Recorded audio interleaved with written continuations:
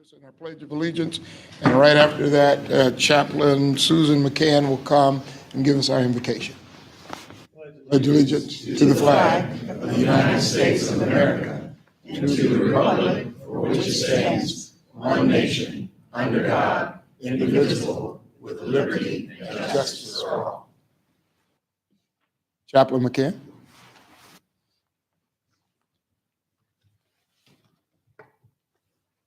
Let us pray. Almighty and everlasting God, you have made all the peoples of the earth for your glory, to serve you in freedom and in peace. Hear our prayers for the dedicated women and men of the Kansas City, Missouri Police Department, who have answered the call to protect and to serve the people of this great community. Send your holy angels to watch over them. Protect them day by day with your heavenly grace. Strengthen them in their trials. Give them courage to handle the perils which beset them. And bless them with a sure and certain knowledge of your abiding presence with them in every circumstance. We pray also for the members of the Board of Police Commissioners, for the weight of the responsibilities they bear is great. Guide and direct them in all their deliberations. Bless them with profound wisdom to perceive what is right, and grant them courage to pursue it. May their decisions always promote the common good and the welfare of all your people, in accordance with your just and holy will. Finally, gracious God, we pray for each resident of Kansas City, Missouri. May your holy and life-giving spirit so move every human heart that barriers which divide us may crumble, suspicions disappear, and hatreds cease, that our divisions being healed, we may live together in unity, justice, and peace. All this we pray in your most holy name. Amen. Amen.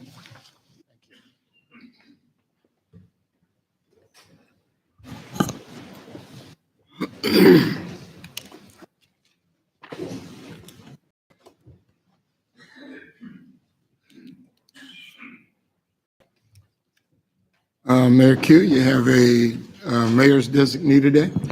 Thank you, Bishop. This morning, we have Councilman Brandon Ellington from the 3rd City Council District at large, which is the east side of Kansas City, from about Truce to the eastern limits of the city, Brush Creek to points north. Thank you, Councilman. Thank you. Before I start, I say all praise and honor and glory be to God. And I also would like to thank the mayor for giving me this opportunity. Today, I was just going to come and give a few remarks to the board, but since I have the podium, I'm actually going to talk honestly to the board a little bit more in depth than what I initially was going to do. Last time that I came down here, I talked about positive nature of collaborating of relationship between politics or political office, the board, which would fall out to the officers on the ground.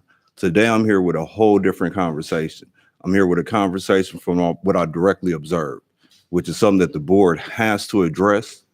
And it goes to the overt interaction between so-called minorities and officers on the ground. When I got elected to Kansas City, the FOP came out against me heavily, said I was too radical to be on the city council. Since I've been on the council, you've seen I haven't been anti-police, I haven't been pro either. I believe law enforcement is there to fix the issue after a crime has happened. They're not real-time action heroes, meaning they don't prevent crime before crime happens. They have to have a crime that happens before they intervene. If they intervene prior to that, we say that's profile. Now, why am I going down this trajectory? Because law enforcement and the typical ground officer is who people associate everything with. Since I've been on the council, I've worked with ground officers that I can say is committed, that I can say is sensitive, that I can say has a culturalistic understanding outside of the policies that restrict them. Roughly 3 weeks ago, and I'm gonna ask Cash to get up here, roughly 3 weeks ago, I was at a meeting with an individual that does smoke your tires, not your homies. This organization has been successful in doing events since last year, or last couple years. One of the events that I showed up to, well over 500-600 people, and it was across the street from the police station. Well, the meeting that I showed up to, Simons was actually presiding over the meeting. When I came in the meeting, there was all type of illegal requirements that was required of this individual. I ended up leaving the meeting within 15 minutes. There was a private owner of the property. This individual, and I'm gonna let you talk here in a minute, I'm gonna get off. This individual that was doing a community event that creates the apparatus where we can have interactions between law enforcement, ground officers, and the element in the community in which they say they can't reach. Simons said that he would not support the event initially. He did not like the event, and a whole bunch of other requirements, which is outside of the jurisdiction of his position, which brings me to the board. So when we have organizations and we have entities in the community that is soliciting partnership with law enforcement, which goes to the whole appearance, and they're not asking for dollars, they're not asking for any hard materials. Only thing they was asking for was a partnership. We would like law enforcement to come. We would like law enforcement to engage. I had another meeting with Officer Bird, and I mentioned in both of these names, and I talked to Bird and asked him if he would be comfortable with mentioning his name, because oftentimes I don't mention officers in dualistic reality. So we sat down with Officer Bird and his partner. The conversation was immediately different from the gate. He asked, well, you know, how can we get involved? Then he started talking about certain issues that they would look for with traffic concerns, et cetera. But the whole conversation was like, we wouldn't be opposed to this. We would like to get involved. And we also see the understanding of how in law enforcement in an unorthodox event. So again, that's what brings me here today. And that's why I'm happy to take the floor. When we talk about law enforcement, so-called minority communities, underdeveloped areas, and areas that have high criminal activity, we cannot get to a point where we hire more officers and we think that's going to reduce crime, because it can't. But we can get to a point where we have an institution that is viable and partner with the community, which naturally reduces crime and increases productivity across the board. So my request today is that the board seriously looks at their policy, that the board seriously changes or makes it, what's the word I want to use, makes it an important measure to have somebody that represents the law enforcement unit that is sensitive to the community, that has a desire to partner with the community, because those partnerships would supersede anything that the institution can do. Because again, the institution is regulated by policy and law, not knocking anybody in here, not knocking anybody observation. And anybody that has natural observation, they can't intervene unless there's certain legal access. And sometimes that lack of legal access constitutes longevity of criminal activity. And I'm saying social organizations can definitely fix that. And if you could, I would like to give a few minutes to Cash, just so he can talk about his organization, what they do, and what they seen in the meeting. But again, I was extremely upset as a city council person because it was disrespectful. Again, I left the meeting, and the last thing I'll say, after I left the meeting, I got a call within 15 minutes saying that they approved it. Well, that's a problem, because there was no legal reason to give this individual issues. And I believe that the approval only came because I swore that I was going to follow it up legally, because as a captain, there's certain things you can and you cannot do. And you can't just dictate the law and be wrong on the law at that. Before he speaks, I'm sorry, but I don't understand where this took place and what it was. Can you give me more detail? I can give you more background. Thank you. And I'm going to be a little off on the date unless I pull my calendar up. The specific date doesn't matter. Okay, it was about 2 or 3 weeks ago. We was meeting at the Scottish Temple Right on 31st off Purcell. Okay. And it was about doing an event, Smoke Your Tires, Not Your Homies. So the foundation of the event In the city, we have a lot of burnouts where people are doing donuts and all of this good stuff. We've had videos of people doing burnouts in police parking lots, people doing burnouts around law enforcement. And with law enforcement, it's a traffic violation, so it's not the same as a criminal interaction. What they do is they create a segue between the criminal activity, which is the spinning your tires, and the legal engagement, and they create a platform in which you can do that safely. And then we would like to provide educational resources. So again, the meeting was at the Scottish Rite Temple, which is the same location that they held an event last summer, which is the event I attended. The event I attended last summer, and he can give you the actual numbers, but the event I attended last summer had well over 600 people there. Me personally, I don't like going through security checks, metal detectors, and all of this stuff. When I pulled up, I was impressed that not only did he have security out there going through people's cars, which I'm not used to, I'm not even comfortable with. He had people going through people's pockets and metal detectors. It was severely secure. There was no incidences that night or none of that. So when we talked to Officer Byrd, and again, the issue with spinning your tires, doing it illegal in the inner city, doing it illegal off of Blue Parkway, and all of this, if we can create a bridge between illegal activity and a legal sanction process, then not only can y'all talk to some of these young folks that are out here, y'all can recruit. It becomes a cross-platform engagement opportunity. The reason I mentioned Officer Simons and his objection was that it, loosely paraphrasing him, this is not something that law enforcement should support. This is not something that the police department should support. Well, in understanding institutions, understanding rule of law, and understanding one's official assignment, there is no separation between law enforcement and the community. So if the community wants whatever is illegal today to be legal, law enforcement by the law will be required to protect that and preserve that. And the same when we talk about moving a population that's disengaged. With that meeting, I was extremely disheartened because at his event, you don't have the folks that show up to the crime watch. At his event, you don't have the folks that show up to the safety nights that the city provides. You have the people that show up to activities that they shouldn't be.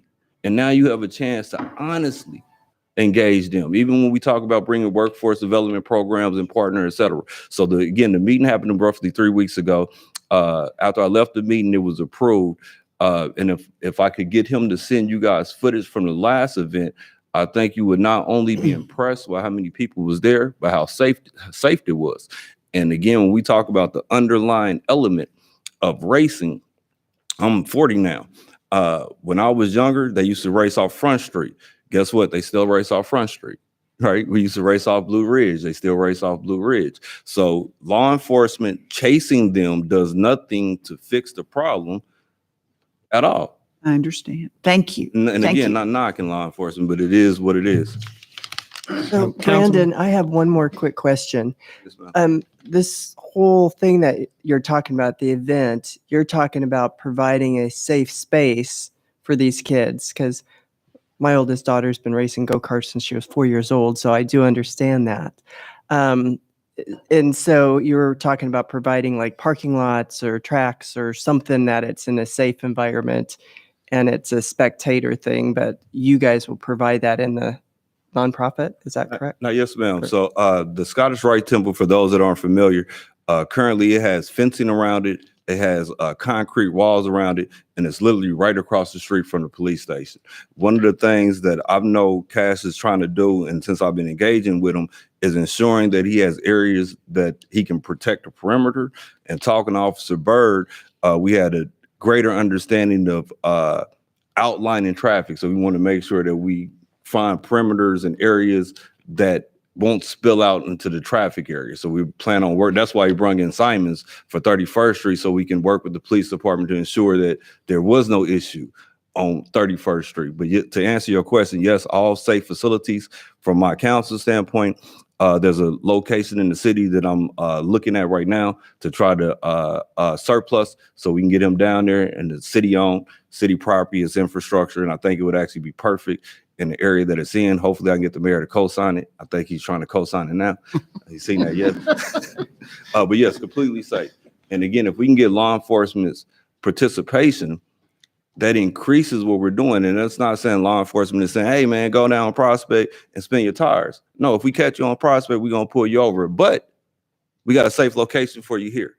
And at that safe location, we have A, B, and C resources available, which again changes interactions and changes perceptions.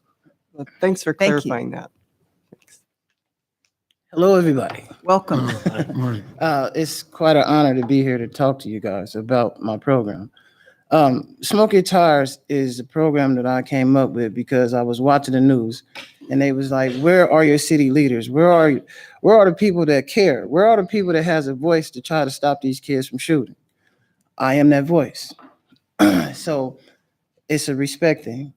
And so when you understand the neighborhood, when you understand that the kids in the neighborhood do not engage with the police only until the police pull their parents over or coming to take care of business. So when you put them in interaction with the police where the police can come talk to them, where you can have a conversation, where the police are not policing us, where the police are actually hanging out, getting to know the people in the community that they are protecting. I was quite embarrassed on a lot of things that I've been trying to stop the violence in my neighborhood for a while. And in that quest of me doing that, unsaid police, they pretty much act like I was doing something wrong. And I thought I was doing something right. I went and talked to everybody I could talk to, just asked them, please, I'm trying to get the more of the community to come out and try to be the police. I'm trying to get the community to understand we can't sit up here and just say, oh, F the police, but then call them when we need their help. We can't sit up here and say, well, the police are all racist because they're all white, because these are only guys that's signing up for the job.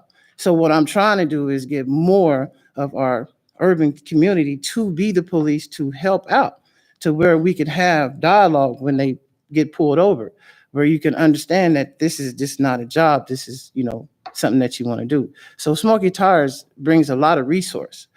We had people out there to pay your light bill if you was homeless, if you needed clothes. We had a lot of resources for the community. We made it as safe as possible.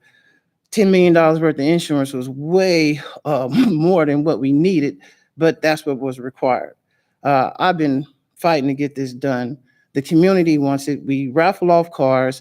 We give away bicycles. I do as much as I can for the community. This is show somebody out here really cares. Everybody feels like the police is against the community because we don't never sit down and have time to talk. If you have, when the cops come, you can't just sit up and tell them about your day because they're there to take care of business. So we don't have community-based events where the police could come out with the dare cars and show them the motorcycles, show them these big tanks that y'all got in a positive way, instead of just when they see it, it's in a negative way. So I'm just trying to change the dynamics of the neighborhoods that I helped destroy. I have a purpose. I was young, I was dumb. I did sell drugs in these neighborhoods. And so what I'm trying to do is get more people like me who did help destroy the community to stand up and help me change the things, because we can't hold none of y'all accountable for what's going on in the community because we helped destroy it. So I'm just trying to build that bridge and get more people to stand up and say, hey, enough is enough. I go to all these funerals. I'm personally in tune with everybody in the community. The community has been asking me when we go bring Smoke Your Tires back, because I do talk to them. I do use a lot of profanity, but that's the way they understand. They don't understand when you stand up there and use big words and stand there with a tie. They don't listen to you. But when you cuss them out, they listen. It's a cultural difference. Yes. So, I do use a lot of profanity to the people that need to hear it. These are the people, because, they say, well, you can't talk to them like that. And I was like, why not? They mama talk to them like that. The TV talk to them like that. You know what I mean? And they understand. They truly do. So I'm just trying to bring the police and the community together. And let's have fun together. Let's see them smiles. Let's see the selfies with the police. When we did it on 59th and Prospect, we had like 3,000 people there, not one fight, not one incident. What I did was to secure everything. I told everybody, take your cell phones out. We didn't have security. We didn't have police. Take your cell phones out and record everybody around, because we not snitching, we telling. See, it's a thing where the community is stuck on this, we not snitching, and we need to start telling. Snitching, I try to show people what's the difference between snitching and telling. Snitching is if you did it. If you did it with them and you got caught and then you told. Telling is being a witness. Telling is getting these shooters off the street. Because a lot of people feel like, oh, well, we not snitching. No, you need to tell. I was on a couple of incidents. I'm a witness at a couple of shootings that happened right in front of me. I didn't feel like it was snitching. I felt like I was being a hero, because when the police pulled up and they asked who did the shooting, everybody's like, I don't know. Don't ask me nothing. I ain't snitching. And I was like, well, I seen it. And so I'm gonna tell you what I seen, because we need to get the shooters off. The community needs to understand we have to get these guys off the street. They are doing it broad daylight. They not caring. They not wearing a mask, because they understand nobody's going to tell. Nobody's going to snitch. And they understand that. There's no reason why all these shooters shouldn't be off the street. $25,000 reward. It's a lot of people that's going through some things, but they need to get these people off the street. So that's all I'm trying to do. Thank you. Thank you. Thank you so much. That's wonderful. Again, thank y'all for your time, but seriously, if we can get a motion, or if y'all can change the policy on who would be interacting with the community, that is a necessity. And then the other request would be creating that partnership. I think this is a viable organization, but you guys have to address that issue, because this is not the first organization. The Civil Rights Department from the city was actually supposed to join me today.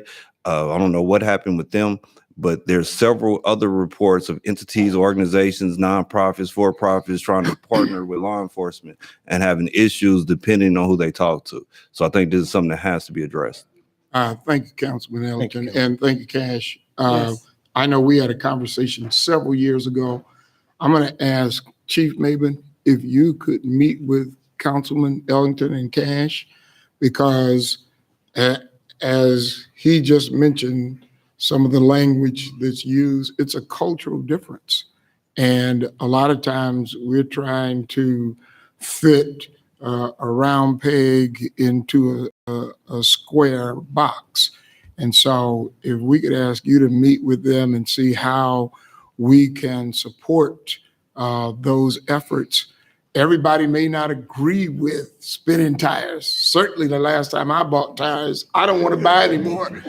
But if that's what is happening in the community, then it's a cultural thing that we have to see how we can communicate and collaborate. And I commend you for the work that you're doing. Yeah, I'd be happy to meet with him. I know Councilman Ellington from his time at the state. I've actually been to a Smoke Your Tires event, and I know Cash too. So it's no problem meeting with them, and we'll see what transpires. Thank you. Thanks. Thank you. Thank you, gentlemen. All right, we have a guest presentation today, and our board is out, and I understand that it won't be worked on until June the 3rd. So forgive us for that today. But our community feedback by the Greater Casey Chamber, Joe Reardon and Pastor Darren Lamont Edwards are coming to give that presentation today. Good morning, President Tolbert and members of the board. Thank you for the opportunity to be with you today. I am Joe Reardon with the Casey Chamber. We'll see if we can get the slide to advance here, perhaps.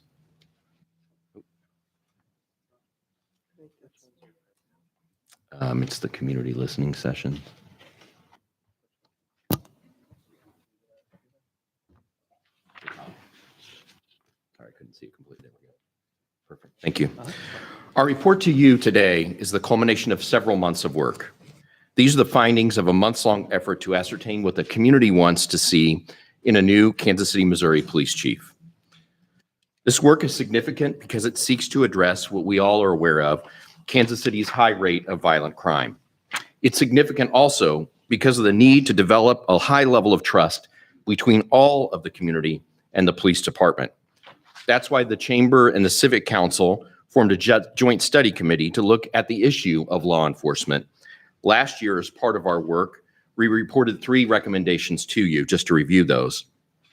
1, investigations into officer-involved shootings should be independent of the police department. 2, negotiation and communication would be encouraged rather than litigation between the city and the Board of Police Commissioners. And then finally, a recommendation to increase the diversity among members of the police board. And members of the board, I believe in the packet that we gave you, there's a lot of information there because I think you've got the full report, but there is a copy of the PowerPoint that I'm going through that you should have before you in hard copy. Great, wonderful. Oh, perfect. In March of this year, we met with the pastors of Getting to the Heart of the Matter, and we saw an opportunity as a result of the selection of a new police chief in Kansas City, Missouri. It was our belief at that time and today that the community deserved a voice in that selection, and we formed a broad coalition to make that happen. Ours is a coalition of 16 organizations, including local and regional chambers of commerce, as well as business, civic, and faith organizations. This too is significant. The coalition is unique in Kansas City. It's the first time these organizations have come together to work toward a common goal, and I think all of us on the coalition believe it won't be the last time as well. A number of the coalition members are here this morning, and I'd like to ask them to stand at this time so that you can see the representation that we have. And I'll name off the coalition members themselves: the Asian American Chamber of Commerce of Kansas City, the Black Chamber of Commerce, the Civic Council of Greater Kansas City, the Downtown Council of Kansas City, Getting to the Heart of the Matter, the Heartland Black Chamber of Commerce, the Hispanic Chamber of Commerce, the Hispanic Economic Development Corporation, KC Common Good, the Mid-America LGBT Chamber of Commerce, the Northeast Chamber of Commerce, the Northland Regional Chamber of Commerce, the Prospect Business Association, the South Kansas City Alliance, and the South Kansas City Chamber of Commerce. We thank all of them for working together in such an amazing way over the last several months. Thank you all.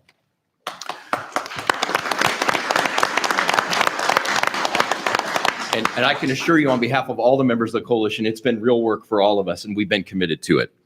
We've been asked why so many business organizations are involved in this coalition, and it's simple. It's because our companies, our employees, and our community are all negatively impacted by Kansas City's high rate of violent crime. And in addition, the crime rate adversely affects our ability to recruit and retain both businesses and employees. And our coalition remains committed to positively advance change for the community. I'd now like to introduce Pastor Darren Edwards of Getting to the Heart of the Matter. Pastor. First, I'd like to begin my remarks to Chief Maben. Thank you for a frank, forgiving, and providing a path forward, sir, with the opportunity to once again be in partnership with the Kansas City Police Department and the Board of Police Commissioners. Thank you for that conversation. We're better together. Everyone believes that Kansas City can be a safer city in every zip code. And we must agree that solutions come from people who are impacted by the problem. If we want community, let's find the things that are in common.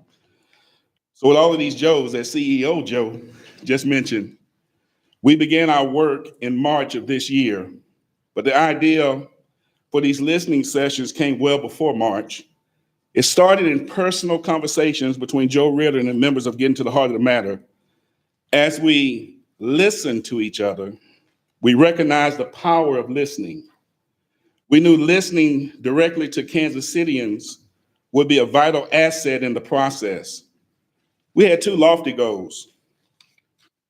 Could we give the community a voice? Could we hopefully begin to build trust?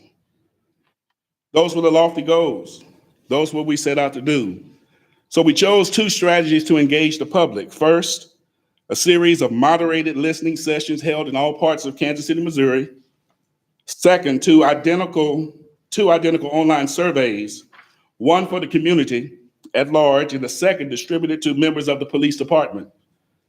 Both these surveys and listening sessions brought out some of the best community engagement we could have ever hoped for.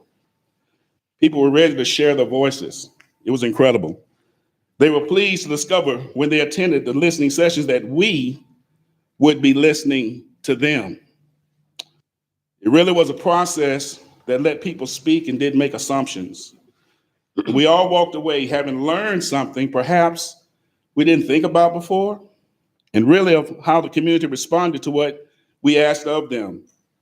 So to walk you through these incredible results, I'm pleased to introduce the two who so skillfully moderated each of our listening sessions, Dr. Bob Hill and Dr. Marjorie Williams. Would you give them a hand?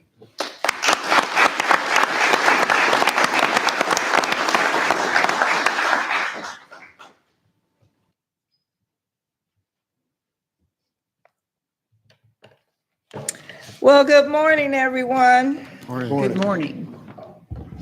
I'm excited to be here today, and I'm also thankful for the opportunity to be a part of this dynamic process that brought the community together so that their voices could be heard, listened, and captured in what will be now known as a story that will be disseminated across the city.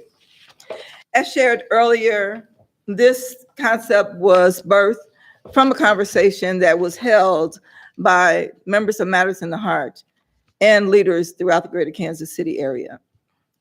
16 organizations came together and decided that this was something that they wanted to move forward and give their time to, and making sure that we could partner with the community and be able to present the report to the Board of Commissions. As was shared, we started this process in March with the conversations, the dialogues that would get us to where we needed to be. There were 7 community sessions, initially 6, but as they got wind of what was happening in the city, others wanted to be a part of the process. And so we held the 7th listening session to make sure that everyone who wanted to be a part and that would allow us to capture the information within the time period to give the report to the Board of Commissions was able to participate. KCPD wanted to be a part, and so even though we did not have a listening session, we allowed them to have an opportunity to participate by completing the surveys and making sure that we were able to share their input in the document. One of the things that we shared with the members who attended the listening sessions is that we would be true to our word. You're going to get a lengthy report when this is finished, but of course we know that you'll read the summary first. But we wanted to make sure that every word was captured from those events. So it's not edited. It is true to fashion. It is their voice. And if you're like anyone who's in a listening session who participates in a group discussion, the first thing you look for is your input. So what you will see in the appendix are the words, the true words of those who participated in the 6 sessions or the 7 sessions that we held. Go to the next one.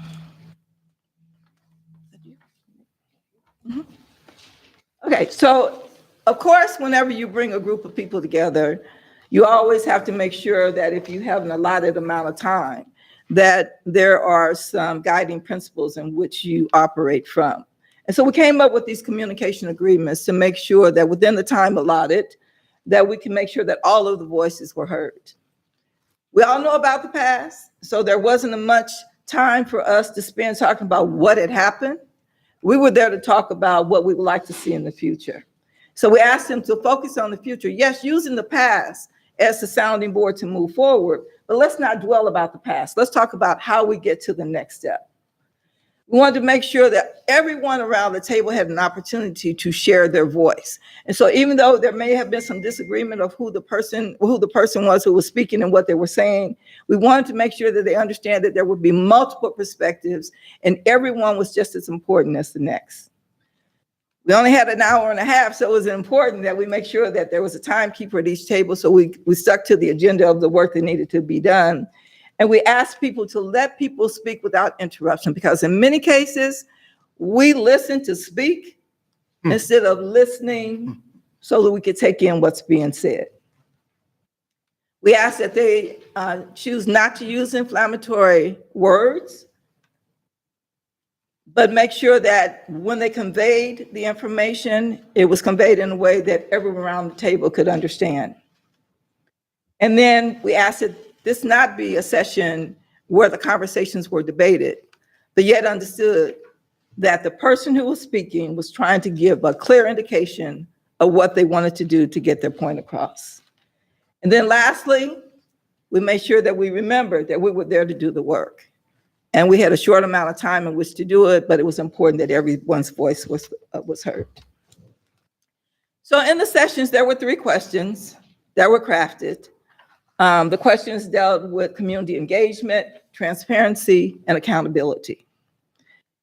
When the participants walked into the room, they chose to sit wherever they wanted to, but each of the tables had either a green sheet, a yellow sheet, or a red, was it red or orange? Blue, green, yellow, and blue. But they did not know when they were going to those tables what the question was going to be. They didn't see that until we started the process. We asked them to answer the question that was aligned to their color first. And then if they had enough time left, then they could move through the process and answer the other two.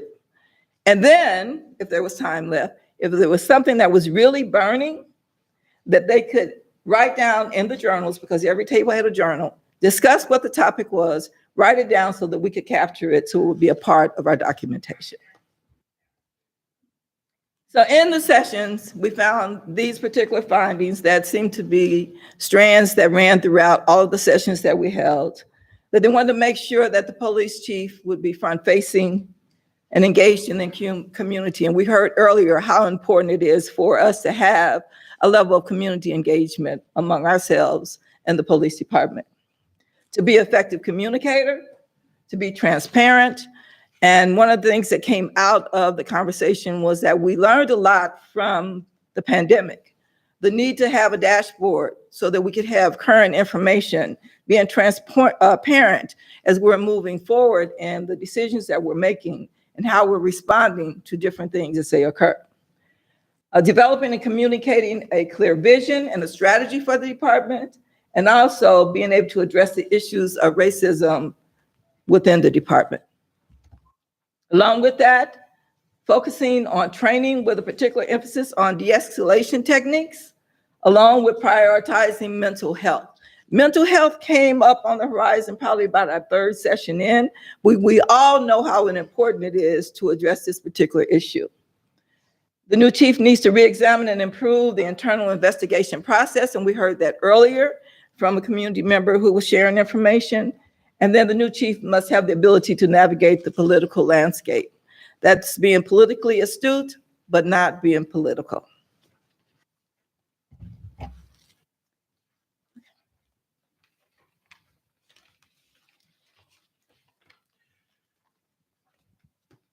The survey was the second half of our listening program and project. First being what we said was the listening sessions all across the metro area. And this was unique to Greater Kansas City. We had a model for a survey provided by the police department and the civic leaders of Dallas. And we thought that they had done such a good job that we would model our survey after theirs. The survey was open for participation from April 26th and ended on May 15th.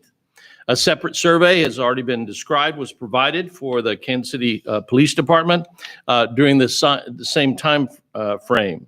All told, over 1,373 people took the survey, and there were three major focus areas in the survey: leadership qualities, priorities that the new chief should focus on, and qualifications.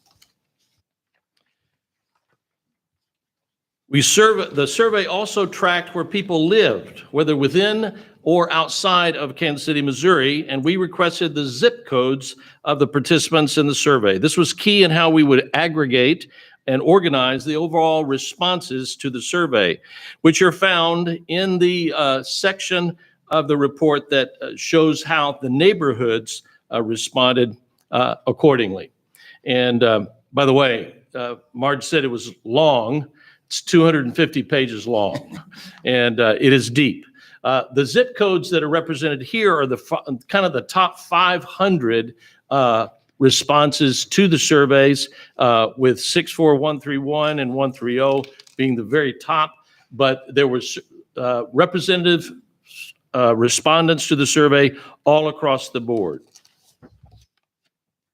In terms of the survey results, it should be noted that beginning with the top 5 leadership qualities, and this is very interesting, at least to somebody nerdy like me from time to time.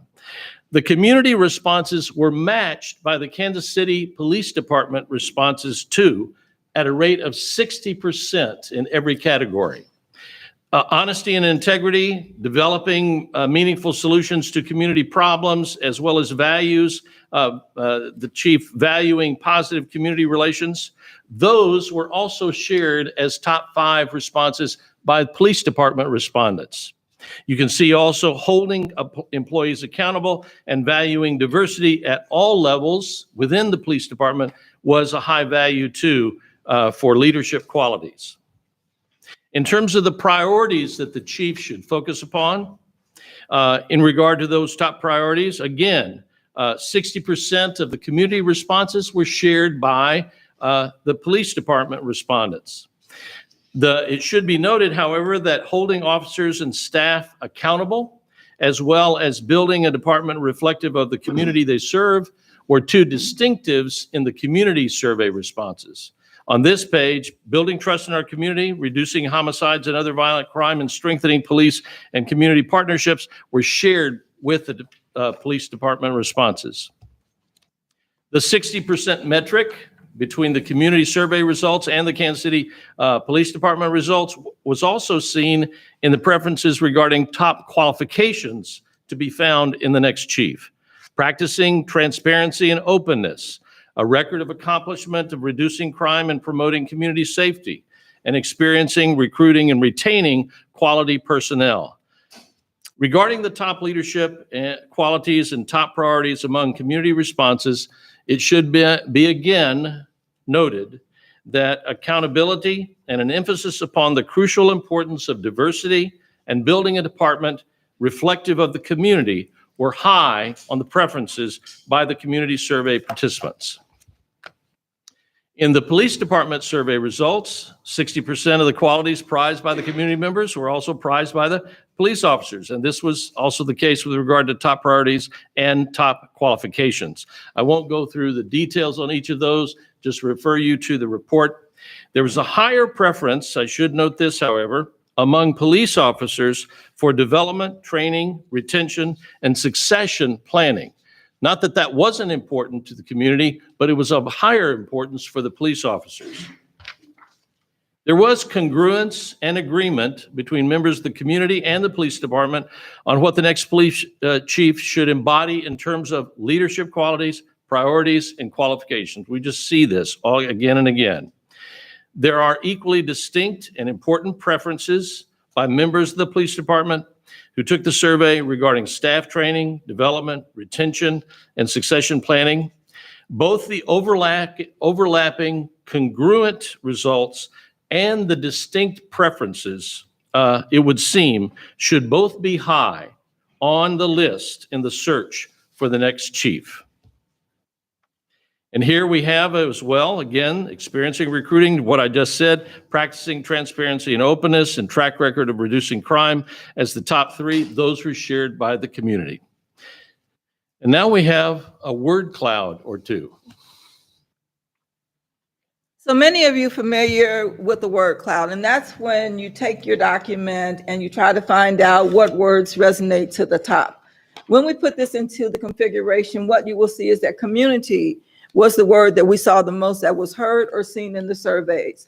The words are large. Those that are the larger words are the ones that came up most often. However, we tried to make sure that every word that had more than a certain amount of counts were on the screen. So you see community, accountability, crime, citizens, policing, reduce, work, trust, and build.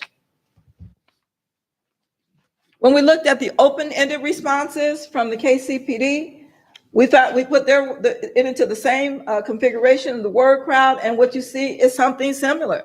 Community being the largest, followed by department, chief, crime, needs officers, police, KCPD, leader, members, some of the same words you will find on each of the slides. So let's talk about the comparisons. And Dr. Bob spoke to this a little bit earlier. And what we have provided for you is a side-by-side comparison in the area of leadership qualities that gives you the information as it relates to how the community responded and how KCPD responded. as it relates to some of the top 3 of honesty and integrity, developing meaningful solutions to community problems, and then holding employees accountability. If you would look at that, you'll see in black is the community response and red captures KCPD. The next slide is the comparison to the top 5 results from the survey. Again, with the community being black, KCPD being in red, building trust in the community again rises to the top, along with holding officers accountable and staff accountable, and then of course reducing homicides and other violent crime. The comparisons of the top 5 results, again, as it relates to qualifications, transparency and openness, accomplishments of reducing crime and promoting community safety. And it was suggested that we could do that through a dashboard. And then, again, being able to utilize de-escalation techniques. We look at the bottom 5 results, you will find in leadership qualities, emergency crisis management responses, embracing nationally recognized best practices in policing, and then an excellent manager of resources. The bottom 5 results as it relates to priorities, we're expanding social services programs, a solution for the homeless, and then traffic safety and enforcement. The bottom 5 results for qualifications, again, fell into the budget and financial restrictions, public relations, media and social media, and then being highly educated.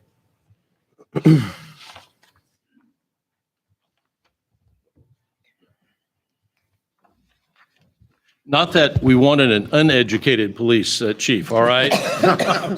But in terms of priorities, that is how the survey broke out. In the south side, east side, west side, north side, or northeast, Northland, and downtown and midtown neighborhoods, what was also notable was the strong emphasis placed in finding a chief who will understand and expand training on racism and implicit bias, will build a department reflective of the community, and will promote diversity and gender equity in the workplace. As Marge and I conclude our portion of this presentation before moving to next steps, allow us to say that it has been a privilege and a high honor for us to share the moderating task. The 7 listening sessions and the nearly 1,400 surveys have resulted in a report that is substantive, deep with data, and thorough in its representation of the desires and dreams of the overall community. It is our fervent hope that the report can be useful in providing healing stitches in the mending of our community that too often has been frayed at the seams. The people have spoken, and we will all be watching.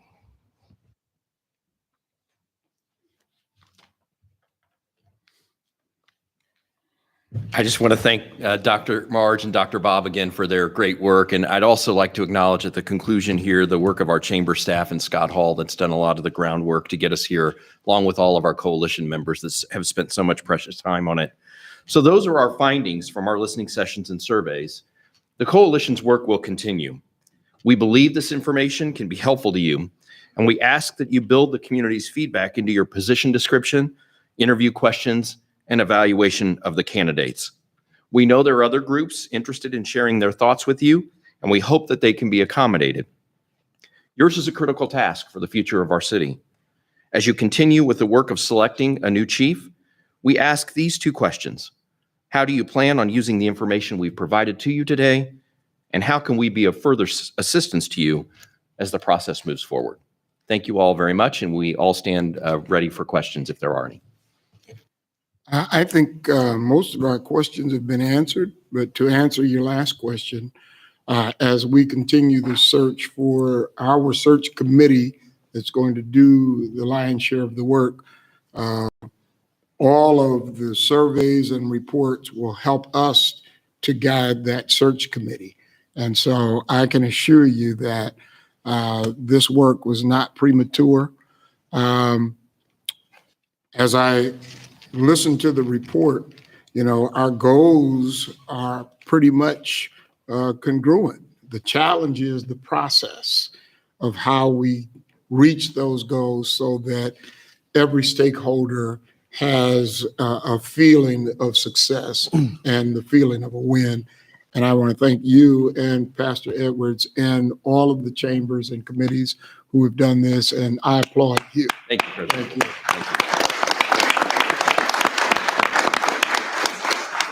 Mr. Chairman, I've got one quick request for you all. You don't need to answer now. This is actually page 10 of the more voluminous report you provided us. You provide a regional breakout on the top 5 responses in each category. For comparison's sake, I would find actually interesting a breakout as to all responses. For example, values diversity appears in 4 of our areas, not all, right? This understanding the history of policing is apparent in some, not others. And so while the top 5 is perhaps helpful, I'd actually be interested in knowing where things fell citywide in your survey results. We'll definitely get you that information, Mayor. Thank you. Thank you. And in this report, and of course, I got it this morning and I haven't read it all, is the survey, or are the survey questions that went to the community and to the officers, are those questions in here too? Yes, they're in the appendix. The survey itself is in the appendix, as well as all the written responses that we received as well. And I saw those, Yes. and I obviously handwritten, it's easy to find, but Yep. thank you, that's helpful. Absolutely. And all the report is public and will be on our website and available to anyone. It is 250 pages, so we don't have a lot of copies here, but we're glad to share it electronically with anyone. And Pastor Edwards, next time you ask me for 10 minutes, I'm going to put out it's a preacher's 10 minutes.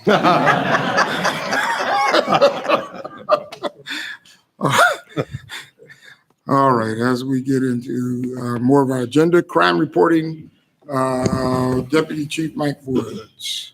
Good morning, Commissioners. My information is under tab C in your books. You should also have a hard copy of the daily homicide analysis report in front of you. If you refer to that document, you'll see to date there have been 63 homicides in 2022 compared to 59 in 2021 for a 7% increase. The 5-year average of homicides year to date is 55, so we're currently up 8 or 15% compared to the 5-year average. We've cleared 23 homicides in the current year. Those numbers include homicides that occurred in 2022 and homicides that occurred in previous years. You also have a copy of the non-fatal shooting comparison report in front of you. You will note that from January 1 to May 23rd, there were 167 non-fatal shooting victims in Kansas City, as compared to 187 non-fatal shooting victims during the same period last year.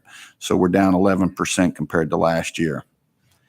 In April of 2022, we had 39 non-fatal shooting victims compared to 44 in April of last year, and that's an 11% decrease for the month. Next, looking at the April 2022 non-fatal shooting report listed under tab C on page 2, you will see that that of the 39 non-fatal shooting victims in April, 22 were cooperative, and that's 57% of the victims cooperating with the police.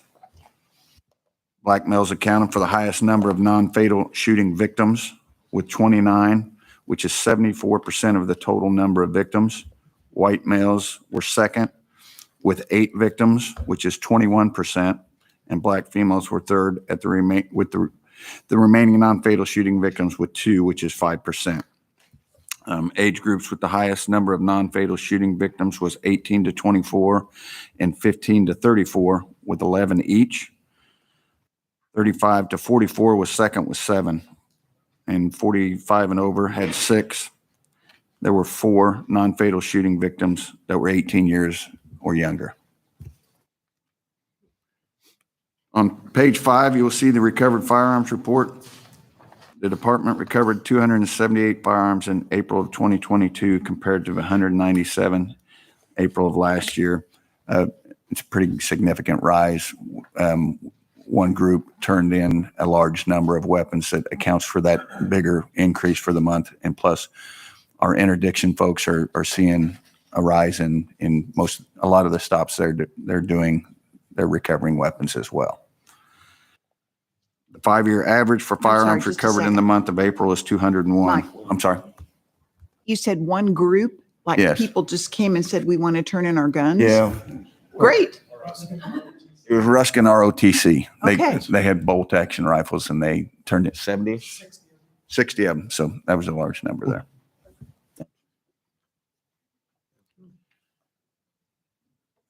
We've recovered 848 firearms between January 1st and April 30th of this year. On the next page, you'll find the monthly case submissions and disposition reports. We've submitted a total of 306 cases to the county prosecutor's office during the month of April. 265 of those were to Jackson County, 29 to Clay County, and 12 to Platte County. Charges were filed in 118 cases during the month. 32 cases were charged in custody, and 86 warrants were issued. 15 cases that were submitted were returned to us for additional work, and 118 cases were declined. It should be noted that these numbers include cases that were submitted during the previous months but returned in April. And subject to your questions, this will conclude my report. I have a question for the deputy chief. On page 2 of tab C, and I just have a question if this is normal, if there is something new that's occurring. So we have 39 non-fatal shooting victims, 3 known suspects. Is that lower than we typically have? Is that consistent with what we might have? It is lower, and we looked into it just before this because I did kind of anticipate that question. It changes. The number's really 7, but when this report was made, that's what it was. It's getting the number of cooperative people of suspects is changing, but so is the number of the shootings changed because a couple of these non-fatal shootings have since become homicides, and we have suspects in those. So this is just a snapshot, unfortunately, but it was low. Yes. No more questions. Thank you. Yeah. Community outreach, Deputy Chief Karen True. Good morning, Commissioners. My first presentation, I would like to refer you to tab I in your board book. This is a donation from the Heart of America Kennel Club. And with us today, we have Ron Lux, who is president of the Heart of America Kennel Club, and his wife, Linda Lux. And joining them is my canine officer, Brian Jobe. So they have a presentation for us today and a nice story. Thank you. Thank you very much. The Heart of America Kennel Club is celebrating its 75th anniversary as a kennel club promoting purebred and really purpose-bred dogs in the Kansas City, Missouri. We hold a dog show at Hale Arena every March and usually attract somewhere in the neighborhood of 1,000 to 1,600 dogs and people from all across the country and even into Canada. So when we heard about the unfortunate passing of canine Dennis to cancer earlier this year, we thought it would be a wonderful opportunity for us to help support the important work that's done by dogs in Kansas City to protect the community and the officers that work with them. So it is Heart of America Kennel Club's pleasure to present a check to the Kansas City, Missouri Police Department for your new drug detection dog, Canine Flick, I believe is officer. Is that right? That is her name. And she will be joining the police force. And I know while she will, as we all know, having and loving dogs, one dog never replaces another, but she will distinguish herself and have a great career in the future as well. So thank you to all of you for allowing us the opportunity to recognize our anniversary and to contribute to the good work done by the Kansas City, Missouri Police Department. Thank you.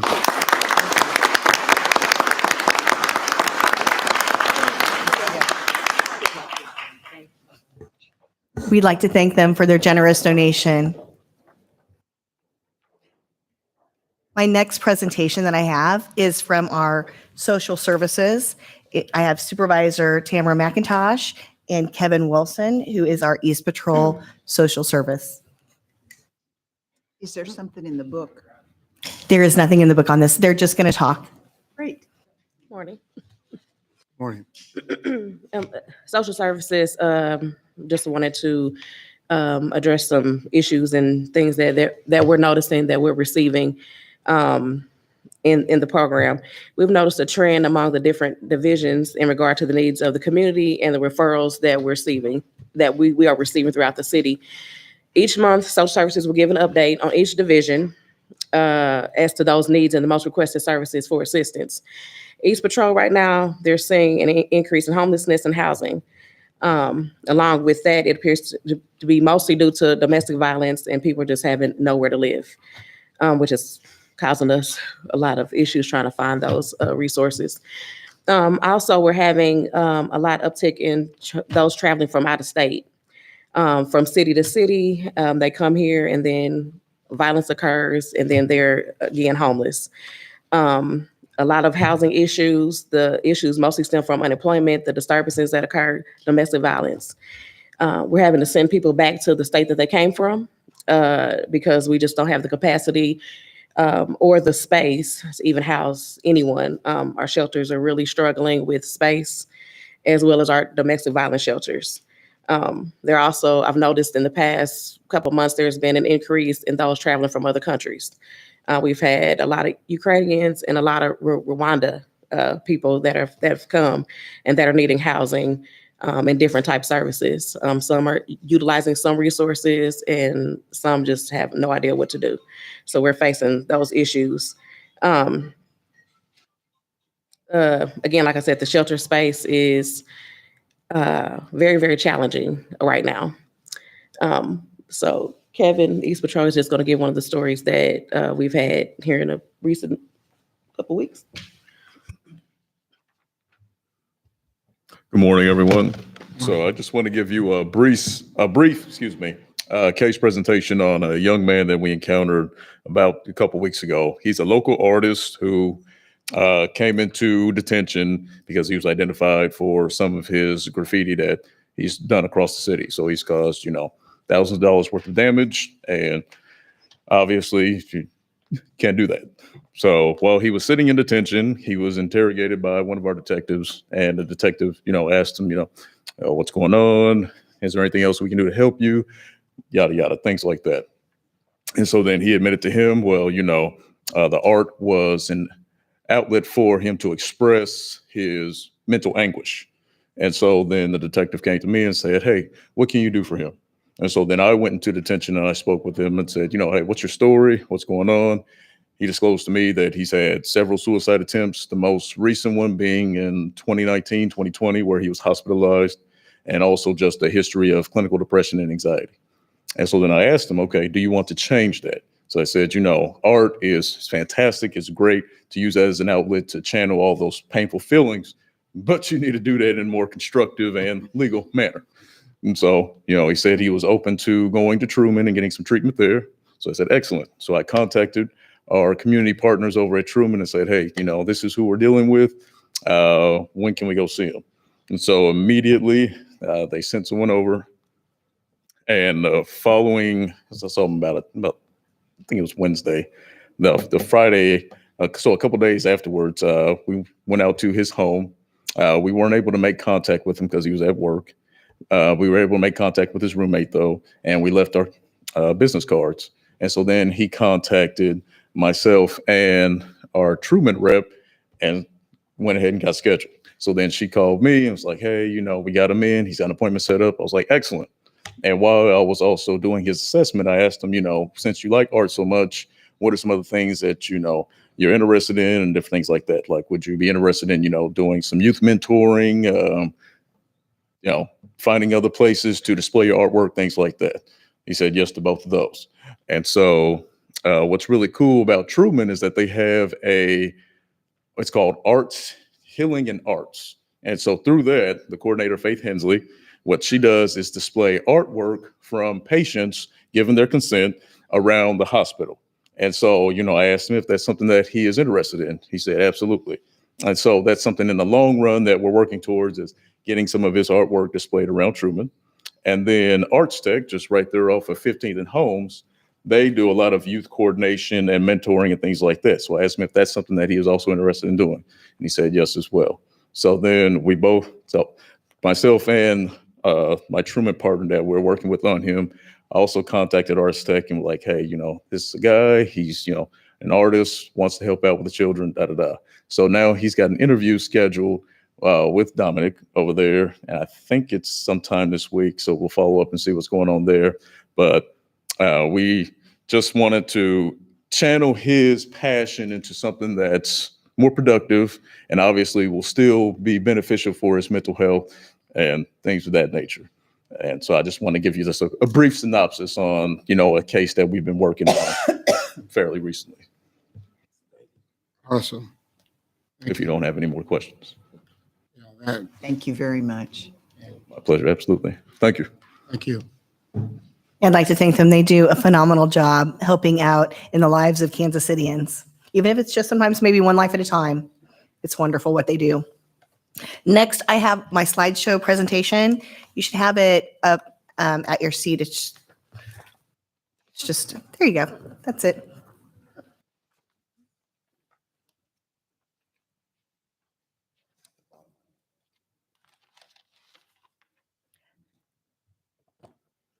The first slide, this is one of our DUI accident investigations, someone from the Traffic Division. So if you remember, a few months back, Captain Jason Asper came and talked to you about all the different fatalities that we are seeing in the city. And as of today, we have 38 people who have lost their lives in 35 traffic deaths.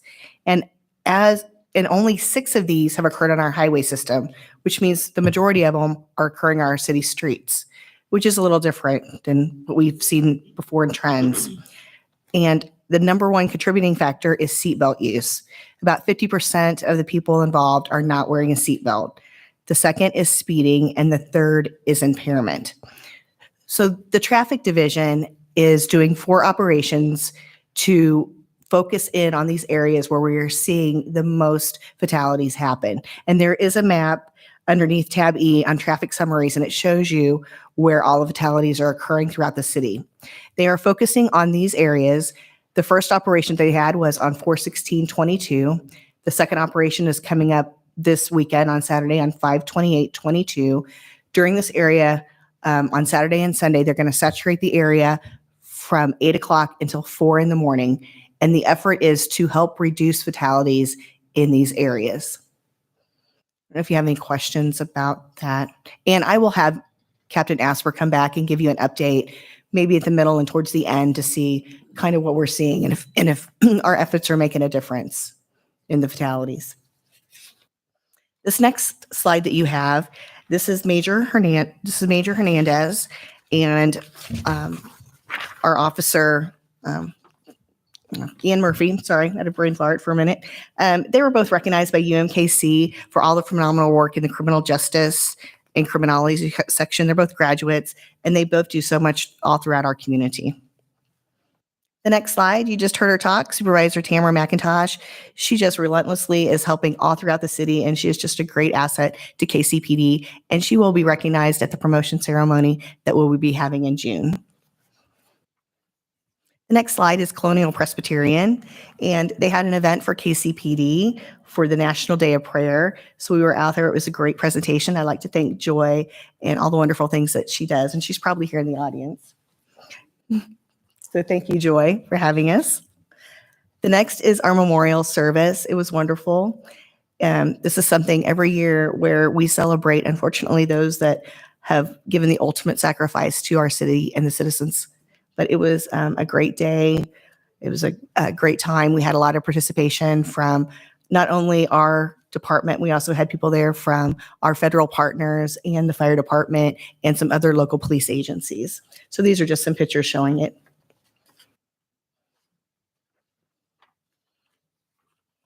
The next picture is a picture of our new academy class. There are 19 young and eager recruits that we have in there, and we're excited. They're in the academy right now, and they will graduate on November 22nd and will be at the rank of police officer on June 4th of next year. The next, I just want to let you know about an event coming up on Saturday, June 4th. It's our annual Guns and Hoses event, and this raises money for SAFE, and SAFE provides money when police officers and firefighters in the area lose their lives. And we are having Camp Fury. This is going to be June 12th through 17th. This is a collaboration between the Girl Scouts of Kansas City and Kansas, the fire department, and the police department. And it is just a great event. I have volunteered to do this event.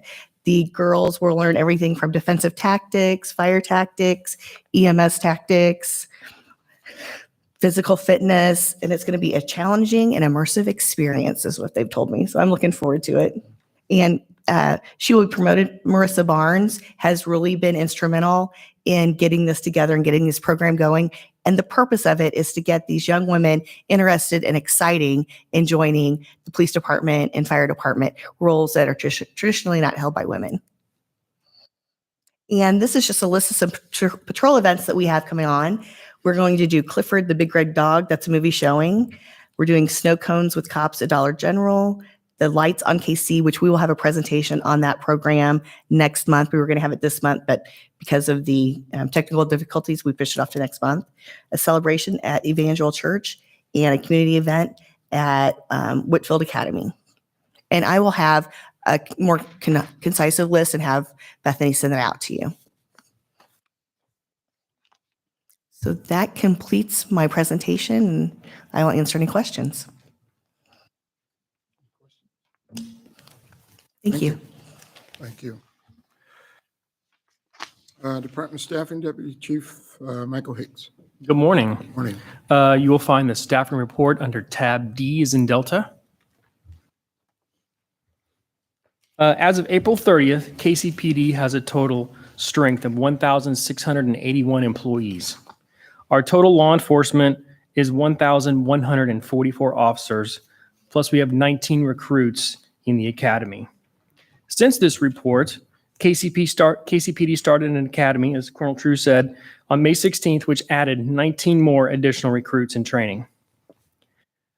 I'm pleased to announce that KCPD is currently on a hiring blitz for our October 16th academy. Our goal is to make that academy all KCPD for a full 60. We are also going to begin the planning stages for our next academy after that, which will be sometime in January of 2023.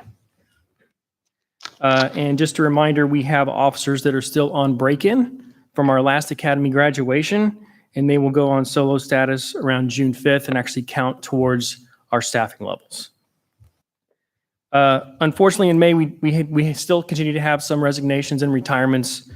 We had 9 LE leave the department in May and 5 non-sworn.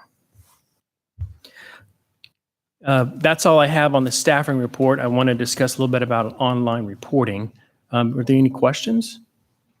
How's your, last month you talked about the communications department and being understaffed, and is that anything happened there? I know we've had a lot of people apply. Deputy Chief Niemeyer can talk about communications.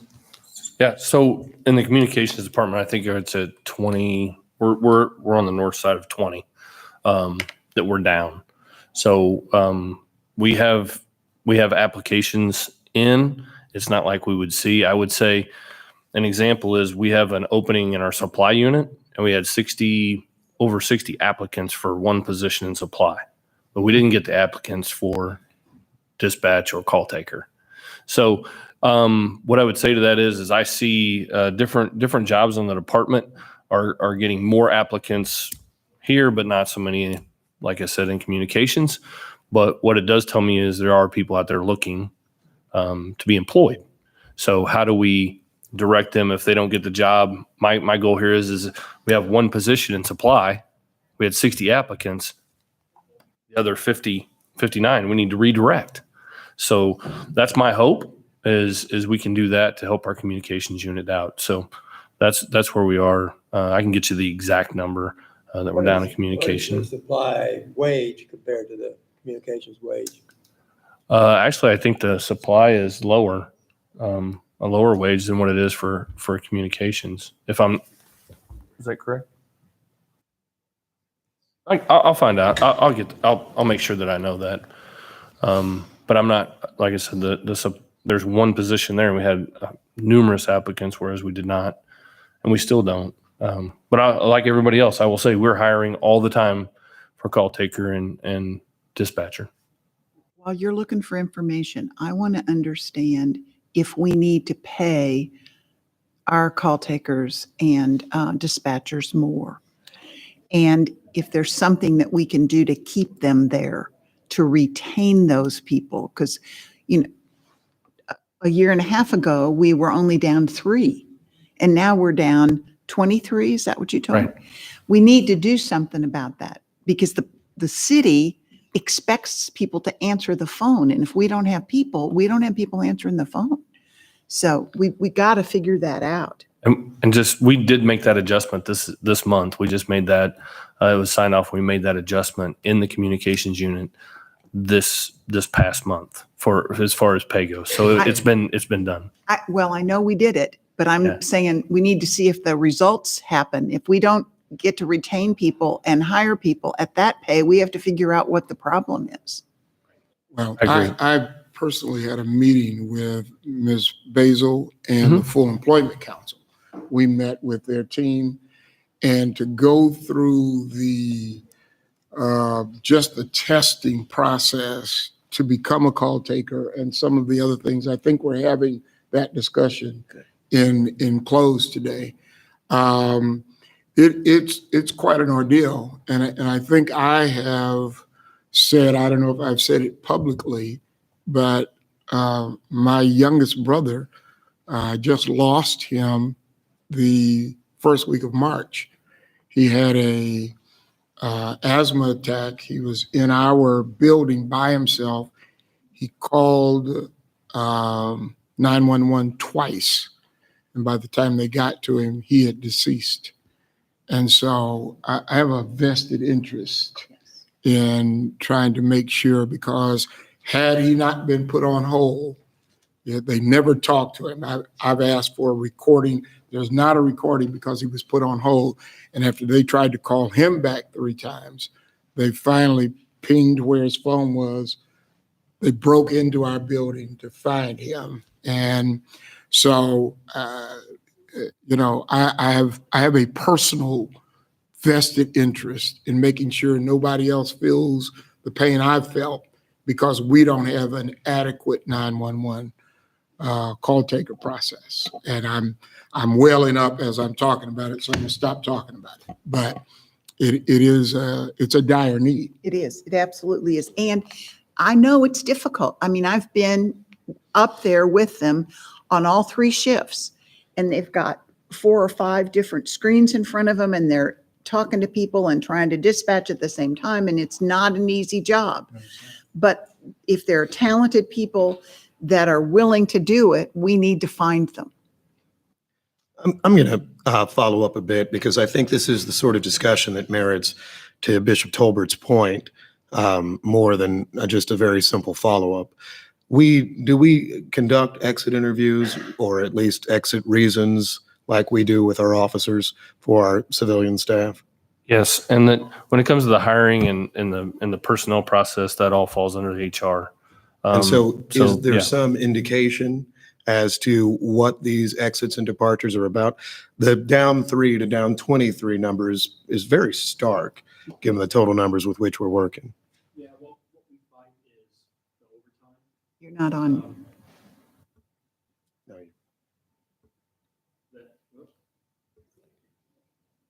Try your best. I can hear you.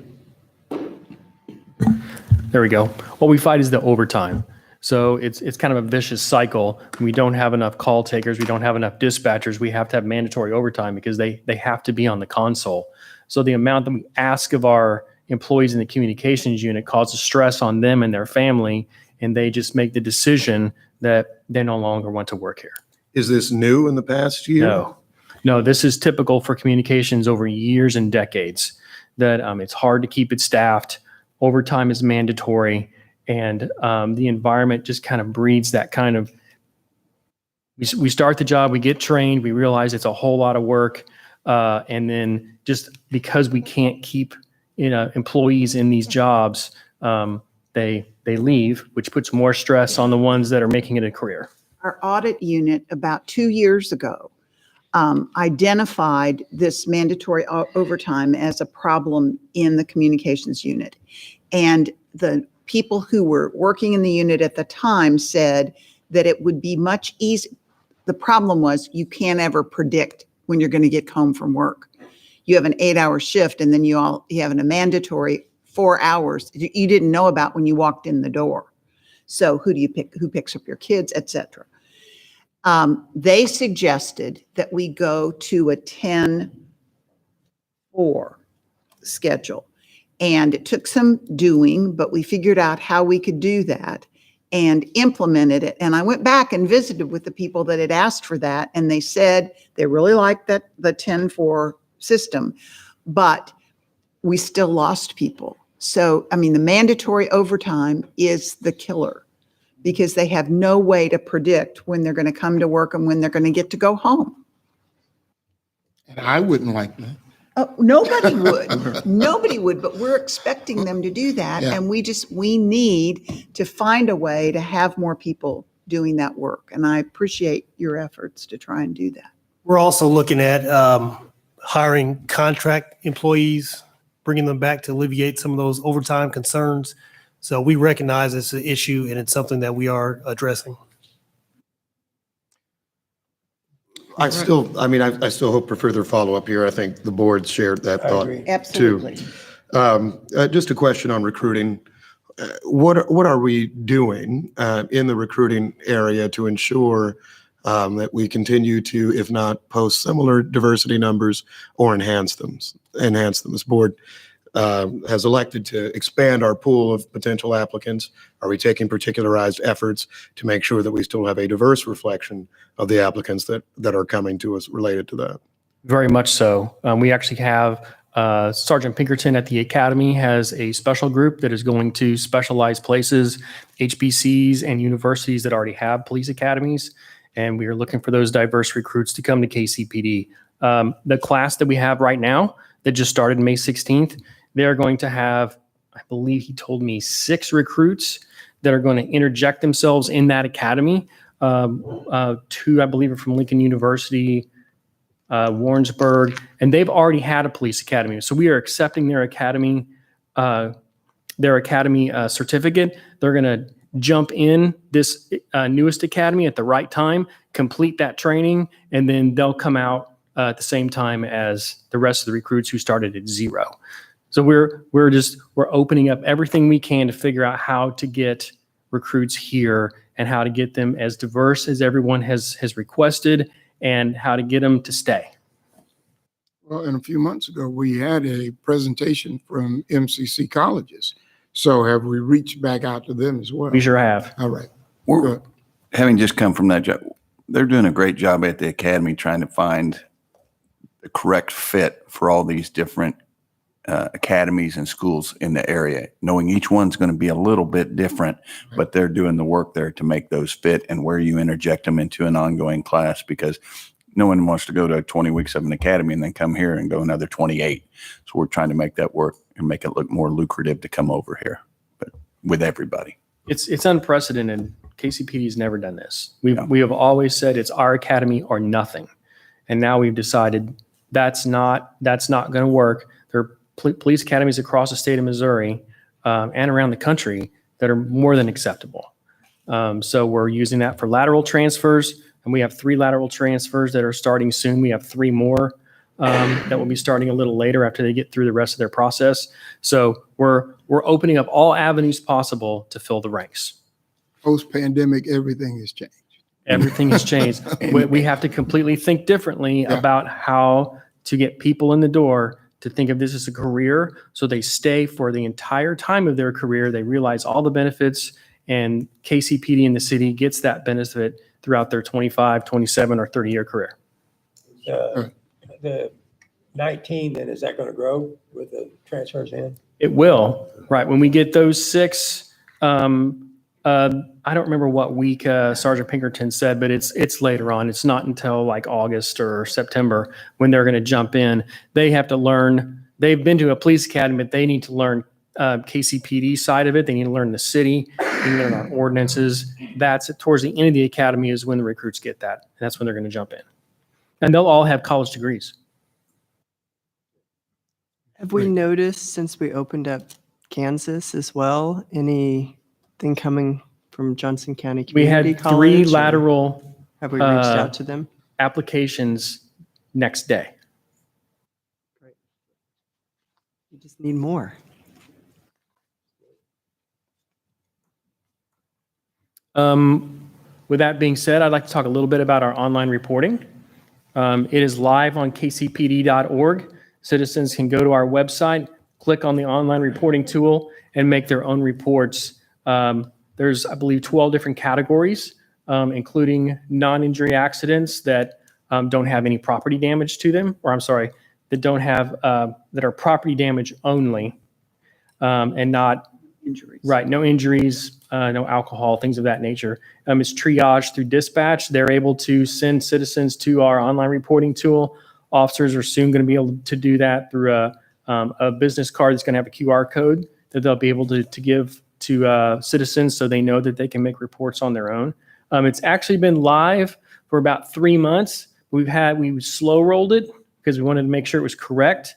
There were some changes from the vendor that affected us being able to have it broadcast to everyone in the city that we have it, but it's ready. The media unit has done a great job with the media campaign through social media. Our local news media has been reporting on it, and we're really hoping it's going to interject a little bit of help for patrol, so they're not going on reports that a citizen can make on their own. And this is common in other cities, and we now have it. Well, and it's common for us in snowstorms, so we just should do it always. Right. Yep. So instead of going to the patrol division to make a report you would normally walk in, you can do it online. And that's all I have. And the hope is not only just to alleviate some of the officers responding to these calls, but just like with communications unit, if the person can go online and not have to make that call, then hopefully they'll free up that call taker for emergency calls. So it's all in, it's a whole system that we're working on. Thank you. Executive Services Bureau, Deputy Chief Dutton Nehemiah. Good morning, and I think this might be the earliest we've ever made it to the Executive Services Bureau, so. Keep up the good work. My items are under tab A. The first item that I have is our monthly budget transfers. The budget transfers within the Police Drug Enforcement Fund 234 and Police Grant Fund 239. I would request to transfer $12,100 from personal services to commodities in Fund 234, and also transfer $66,000 from personnel services in the amounts of $4,433 to contractual, $26,067 commodities, and $35,500 to capital outlay in Fund 239. All those transfers can be viewed on the second page of that memo, and I'd request your approval. I move approval. All in favor by sign of aye. Aye. All opposed by no. Ayes have it. Thank you. Item B is the Jackson County Drug Tax Agreement. This is our combat. Jackson County Combat has awarded the department $3,467,689 for the 2022 year. The department has received the contract, and I request the acceptance of this award. I move approval. Second. All in favor by aye. Aye. All opposed by no. Ayes have it. Item C is board resolution and signature cards on our banking accounts. We need to update the signature cards due to personnel changes and the retirement of our chief. I'd request approval, and upon approval, I will have Major McCollum acquire the required signatures after our meeting. I move approval. Second. All in favor by aye. Aye. All opposed by no. Ayes have it.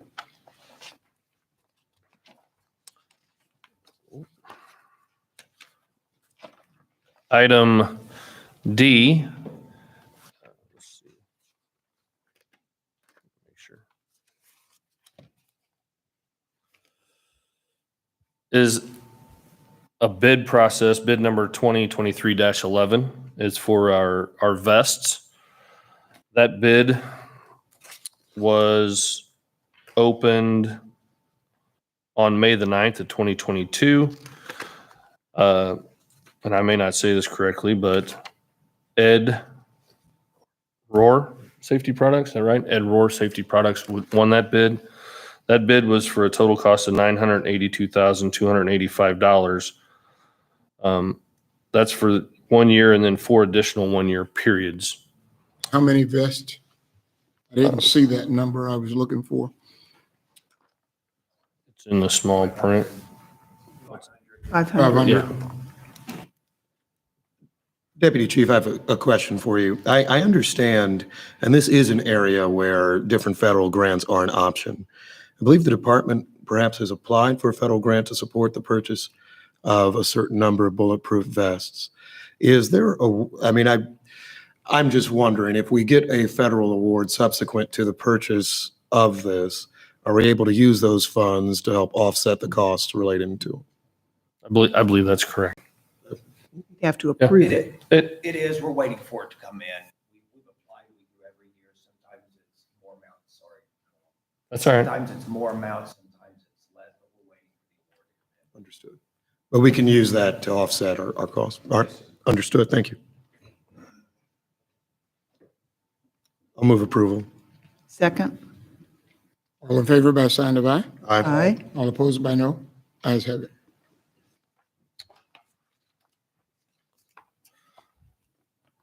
Item E in your book is the thin blue line. The thin blue line is our system for writing our citations and summons.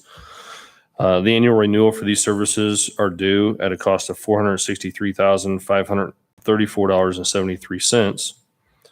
This will be renewed using One IT funding, and I'd request your approval to renew that contract. So moved.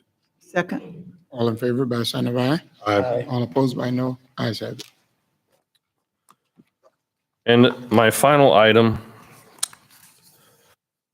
is the appropriation reduction of funds. Good luck with this one. This will be fun. Huh? Right. I'm just saying it'll be a fun, interesting one. That's why I put it last. That wasn't by accident. So during the budget process of 2022 and 2023, there was $522,305 placed in the police budget with 2 line items. The first one was for $366,305 for overtime, and then $156,000 for contractual service in the area of 18th and Vine. The original line item was to be placed in general services. General services asked for a decision package on theirs. Then that was, and I'm getting this information because I've met with the finance department of the city to make sure that I was understanding everything correctly. That line item was then placed in our budget. What we found after this happened was a lot of that 18th and Vine off duty, much like anywhere else.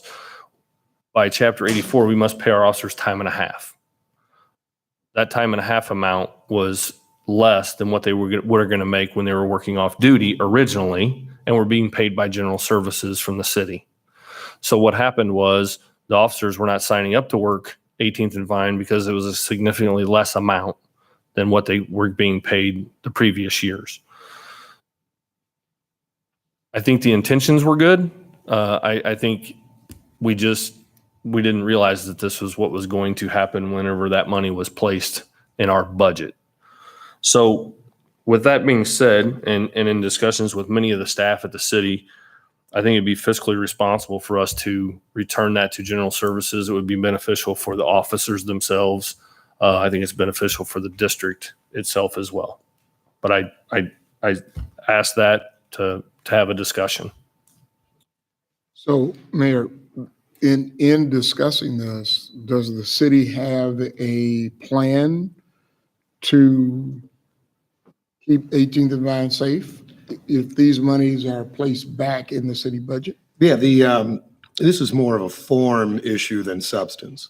Every year, the city has city or some entity that is us has contracted with off-duty officers to provide security at 18th and Vine. In this year's budget discussion, the discussion shifted to, why don't we just give it directly to the police department rather than having an intermediary department? It turns out, it seems, that although that can be done, the department can't pay people the same off-duty amount they were previously making. So I believe the plan is actually just keep doing the same thing, just having City Hall security hire off-duty officers rather than an assignment coming from command staff, or actually an opportunity coming from command staff, which no one is availing themselves to because it pays them less. Makes sense. So what are we Question. doing currently for like Power and Light District? And are we doing the same? And tell me if I'm wrong, I think most of the other entertainment districts, first, are not, the business associations aren't the city. So Westport, Power and Light, and others are hiring their own off-duty officers. The difference with 18th and Vine is largely that is mainly city-owned for the properties. And so the city continues to hire them Museums itself. Okay. I move approval. Second. All in favor by sign of aye? Aye. Aye. All opposed by no? Ayes have it. Wasn't that hard? Okay, that's all I have in the Executive Quick Services question, Bureau. though. Will Yeah. that then come off of our budget as far as what we were given? Yeah. Yeah. I mean, That- Yeah. Yeah, we're I- so, I back mean, to the city. yeah. So I think we have to it's not- discuss that with finance over there, but I would agree, it probably needs to, when we return that needs to come off of our total allotment from Right, last year's budget. I agree. absolutely, exactly. All right, professional development and research, Acting Deputy Chief Paul Luster. Not even ready yet. I thought that was going to take a lot longer. Just kidding. Good morning. Good morning. You find my information under tab B as in boy. Before we get to the policies, just a couple real brief academy updates. The senior class, or the 174th entered officer class, still has 19 Kansas City remaining, and they'll be graduating August 18th. And then Deputy Chief True gave you the update on the new class, the 175th entered officer class, 19 KCPD with 33 total, representing 7 additional regional agencies. So they're just getting started as well. Also, just to quickly follow up, Deputy Chief Hicks mentioned and Deputy Chief Wood mentioned that, as President Tolbert alluded to, post-pandemic, we're kind of having to think outside the box for recruiting. Sergeant Pinkerton's at the academy on my staff there has been doing a great job. We were able a week ago Sunday to go to take a group of 8 officers to Whiteman Air Force Base to get them in front of nearly 100 soldiers that are getting ready to exit the Air Force. So something we haven't had the opportunity. We're hoping that opens the door to some other military bases as well. And also with the Lincoln University in Jeff City, we've formed a really good partnership there with their academy director, Chief Hill. And we are hoping as soon as we get these 2 in later in the summer, we're hoping that may be the key that we can then take those 2 back to recruit with us. We think that's going to be very powerful for that Blue River and CMSU of getting those once they're successful of, hey, we were sitting in your seat a year ago. Now we're KCPD. So we're hopeful for those programs as well. And lastly, relating to the academy, KSHB has been doing the specials every 2 weeks. I don't know if you've been following them on the 174th, the senior class. They let us know this week that that's getting a lot of traffic on their website. So they're thinking of doing a kind of a midway special that may even be a 15 to 30 minute special. So also in the terms of recruiting could be a very good deal for us. Because of our technical difficulties, I'll give you a video presentation of youth services next month, but I did leave you some info just so you had it there. There's no questions on those things. We'll move on to the policies. We have 7 listed there. I think you got the information. We're going to request to pull item D, which is firearms procedures. Chief Maben and I had a conversation over the weekend. We're looking to clarify a couple things on that further before we present it. So that'll get us down to 6 and ready to start with A, cellular telephones. And this was just a couple fairly minor amendments related to some fiscal procedures and some logistics as far as lost funds. Recommend approval. I move approval. Second. All in favor by sign of aye? Aye. All opposed by no. Ayes have it on the cellular telephones. Second one is the state search warrant procedures. So I have a lot of questions on that. As I was reading through that, this is the one where there's something in about no-knock search warrants? Yes, sir. Okay. There's also a frisk. I think it's called the Terry. What is it called? The Terry stop. Terry stop. Yes, sir. So, according to Senate Bill 656, there is not a necessity for people who are carrying concealed weapons to have a license anymore. It's not a necessity. So, according to the Terry stop, you can frisk if you think they have a weapon. Well, if having a weapon is not against the Missouri law, then this whole procedural process is a problem for me.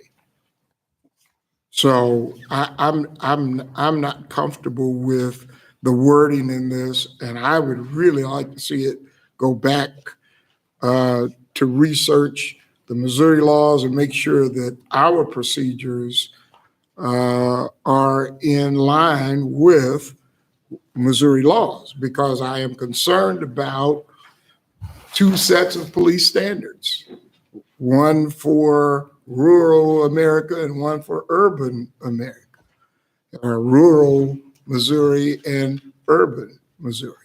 And so I've read this thoroughly, and I got 3 pages of notes that I don't want to go through. I would prefer to send it back, and if necessary, as I've met with some of the committees on some of the other policies, I'd be willing to sit, and I'm sure some of the other board members would be willing to sit.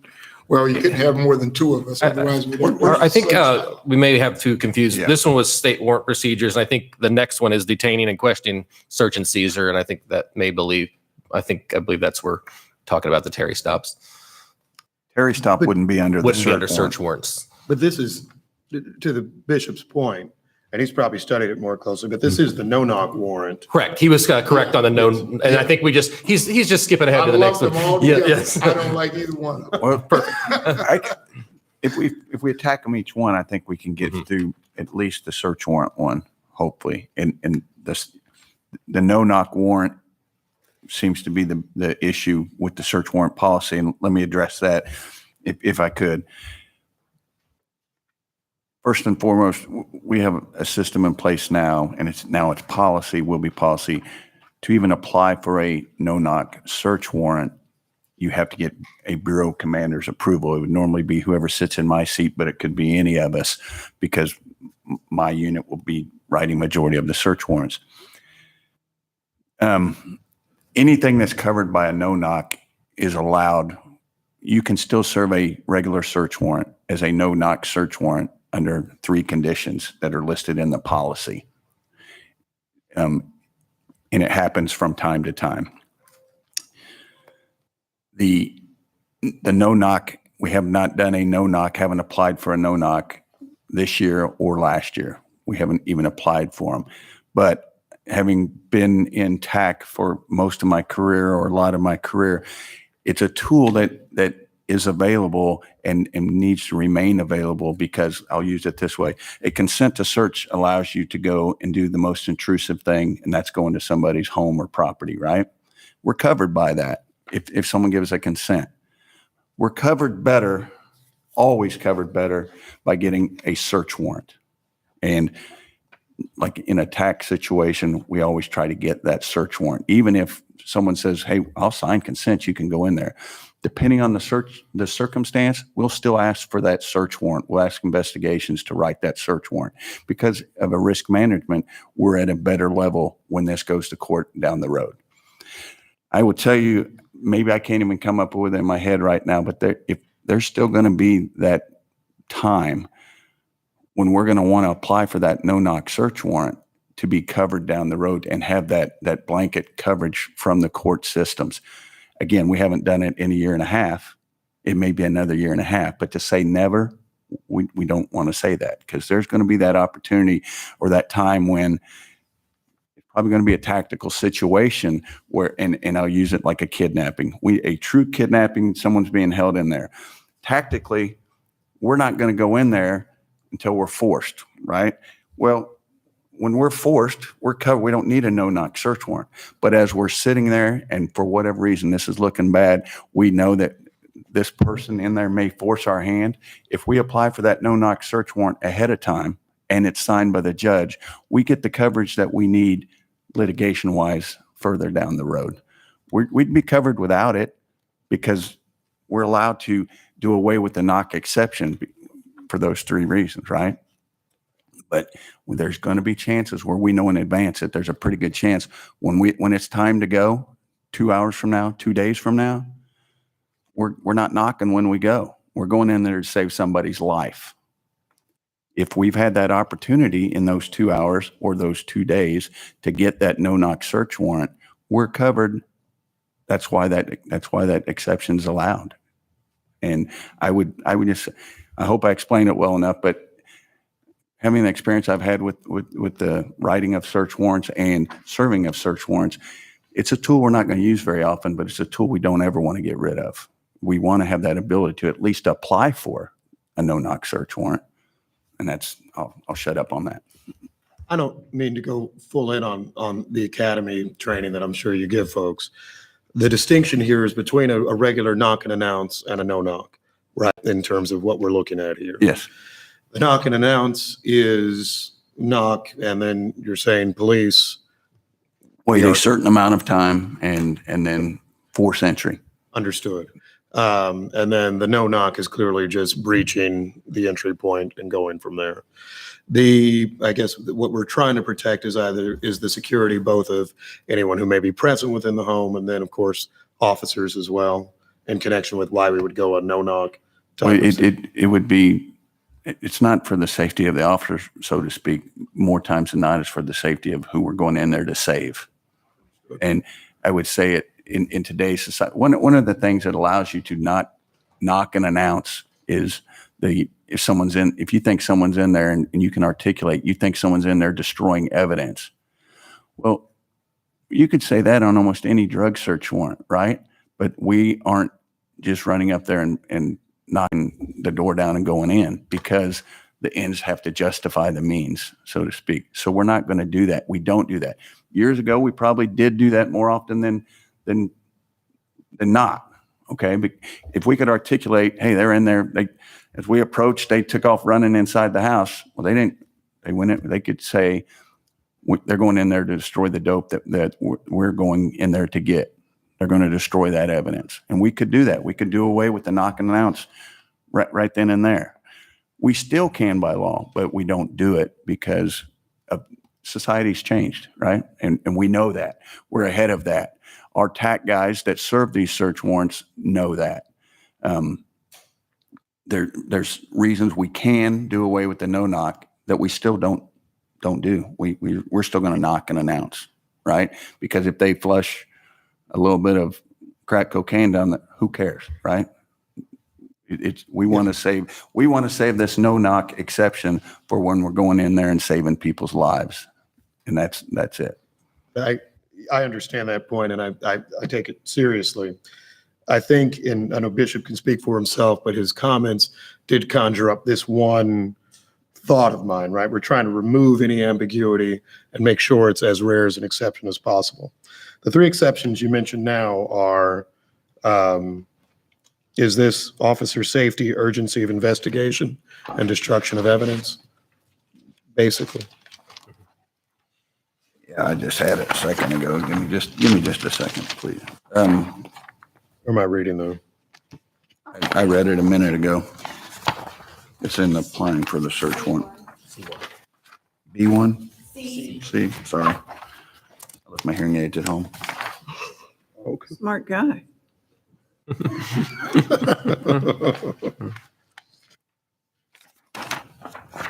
Yeah, it's at the bottom. Those are the three. Okay. And so the situation we want to make sure we're always mindful for is, let's say we get something wrong, we hire Wyatt Earp as the next police chief, and he lets you go in and do anything, right? And we're worried about liability long-term because these do sometimes lead to terrible situations and substantial exposure to departments and others. And so is there, perhaps with another 30 days, as the bishop notes, is there something that perhaps puts us in a situation where we more clearly describe a life-saving circumstance or something of that sort? Because it seems as if the language still allows for the destruction of evidence point. And I know why, because there may be a situation where. Well, the language allows it because the law allows it. Understood. That's why we're not trying to, we don't want to make this policy more restrictive than the law. So you don't want it to be where you can act within the law, but you're violating your own policy. Now, we're more restricted of it, in my opinion, and our TAC people were the ones that pushed for this because it's common practice now. This is common practice. We're a little in the front of it, but this is where everybody's going with this, and that is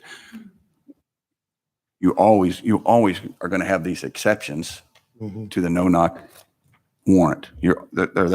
Until the law changes. You have those, right?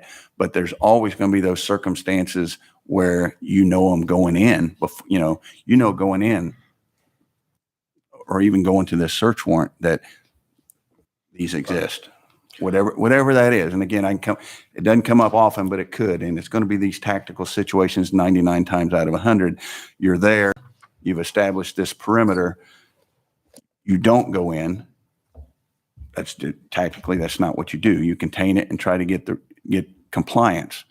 But you're always ready. If something happens I use it, you guys have heard where 2 kids were being held and shots were started to be fired inside. We didn't have a search warrant yet, but we went inside. This allowed us to go inside without even a search warrant. But if we had had a search warrant, it does away with the no-knock part of it, right? Yep. If we're there for an extended period of time, something that intel tells us, the negotiators tell us, somehow we become aware of, hey, this you may have to go in there and get. We would be better off, as we're applying for that search warrant, to apply for it as a no-knock search warrant. And I will say it this way. When we apply for a no-knock search warrant, that doesn't mean you have to serve it as a no-knock. Something else could happen, and it's like, all right, something in this document that we thought would happen to justify the no-knock didn't, but it's time to go. We're going to knock and announce. We're going to breach the door. We're going to try to call people out. So that's it. Just because we ask for, which again will very seldom happen, just because we ask for a no-knock search warrant doesn't even mean we're going to serve it as a no-knock, but it's going to help us down the road in litigation that we recovered. We did our due diligence on the front end to secure our position for liability. Mr. Chairman, I might ask, because I don't want to get too far down a path and get either of us deposed later if we adopt this policy. This might be relevant for a closed session discussion just on perhaps past exposure we've had in other situations, the similarity this might have, and then a best practice going forward. So that at least be my ask. And since we've gotten a little deeper into it, there are other areas. For instance, page 5A says when applicable, video will be taken. Well, we have body cams. So there are certain languages I want to remove and always say body cam worn cameras shall be worn at all times. So And shall be on. And shall be on. Well, so those are the kind of things that I'm saying language wise, I want to send this back so that we get it right. So well, some of the search warrants, it could be serving a search warrant on a cell phone where we're in a protected environment at the Heart of America Forensic Laboratory. And that is still an execution of a search warrant, but we wouldn't necessarily have any body cam footage of that because we're not interacting with the public. So that's where some of the language comes in from that. I think sometimes, oh, go ahead, Chief. No, go ahead. Some of that language is somewhat intentional, Mr. President, because just like the chief was describing, or it could be sometimes we have to get a search warrant for a blood draw, and you could be in an area of a hospital where a body worn camera is prohibited. So we certainly don't want to lock them in policy saying you have to have it, where the detectives at the forensic lab don't have body cameras, don't need body cams, or you could be in an area where it's just prohibited per a different policy that we're recording something there. So we're pretty diligent on that. Because it's not just the traditional, we're showing up at a house and knocking on the door and searching it. Certainly in those situations, yes, body cameras are worn and that's mandated as well. Pretty much these policies, as I read, come up about every 5 years. So if we're talking about locking things in for 5 years, I still don't feel comfortable passing this, and I'd like for us to either discuss it in, David, can this be discussed in Yeah, if we're talking closed? about potential litigation or litigation in the past that involves these kinds of things, yes, I think it's appropriate. Right. To make it clearer and to establish the basis for a closed session, I think that we have recently faced litigation relating to an incident in which we had to enter through a tactical situation, later exposing us to some civil liability. And I want to make sure the policy with which that we would be adopting doesn't run afoul either of what came as an outcome of that or create any broader concern. That would be, I think, where I would be. And I think agree with the president's request just on how do we make sure there is some clarity and consistency. We do have situations where our policies are not the full extent of American law. For example, car chases, right? We could probably still do a whole lot of them. We have elected for a number of different reasons not to do the full extent that you might see in other jurisdictions. And so I just want to make sure that we're balancing that. And I do find that to be a somewhat purely legal question, in addition as maybe a policy viewpoint. So I would, I guess, agree with the bishop's request for more discussion. I've asked the vice chairman to chair the meeting while I make a. Is there any more discussion? Well, I did have a question on that, especially the no knock, because I know with, sex trafficking and everything going up, I would see that as a perfect time to get in there if there's kids being held to get them out without giving them warning or them getting hurt or in the crossfire. So I definitely see a need for that. And I'll defer. I mean, I can answer. I don't mind closed or doing here. Yes, that's all I'm trying to say is we as a department are already limiting ourselves on the no-knock search warrants, even applying for them, but serving them. But using your example as one, I could come up with other examples. To say we'll never apply for a no-knock search warrant is where we get into a bad area. Yeah. We can restrict it. We're doing that ourselves. And again, probably more than, well, I'll say it's kind of the prevailing trend in this area. Everybody is doing it. They recognize that back in the future, maybe too many no-knocks were asked for and received. We just don't want to give that tool up completely, even though we seldom use it. I move that we send the state search warrant procedures and the Terry stop procedures back to committee for more discussion, either in closed or in committee. Is there a second? Second. All in favor, say aye. Aye. Aye. All opposed, no. Motion carries. Okay. Give the chair back to the chair. Thank you. I think that would bring us to then we've asked to hold the firearms. So employee assistance program, I believe. Is that E? Yes. Yes. This was just a update. Our vendor was bought out. There was a name change that name change came with also different web address and some apps for the phone. So that's the changes you see here. I move approval. Second. All in favor by sign of aye. Aye. Aye. All opposed by no. Ayes have it. Next is unit files. Once again, just some minor changes on a retention form and the ability for members to obtain purge documents annually at their evaluation or when they leave the department. Move approval. Second. All in favor by sign of aye. Aye. All opposed by no. Ayes have it.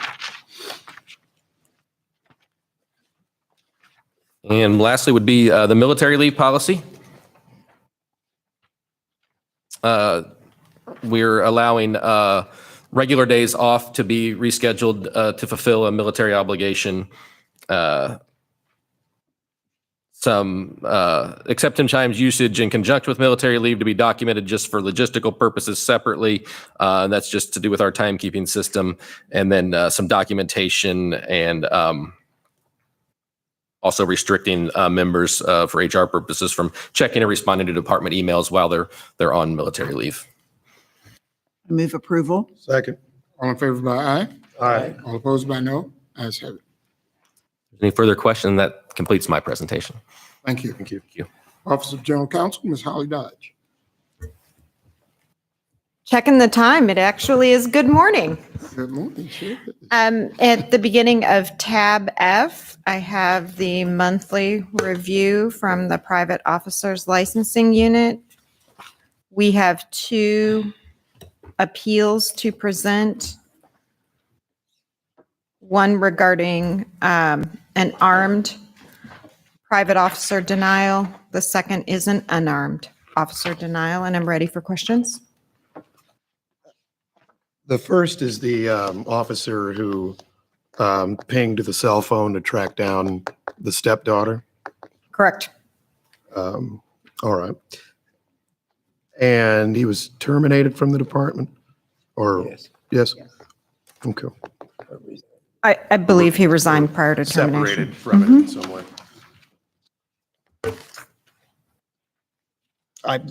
It just doesn't bother me as much as some. I'll just note that for our board discussion.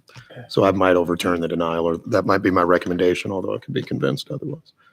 Yeah, as a parent, I would probably find Say that myself, again. as a parent, I would probably find myself, not thinking about, you're thinking about your kid. And so that's a tough one because. Well, but our policies say they can't do it.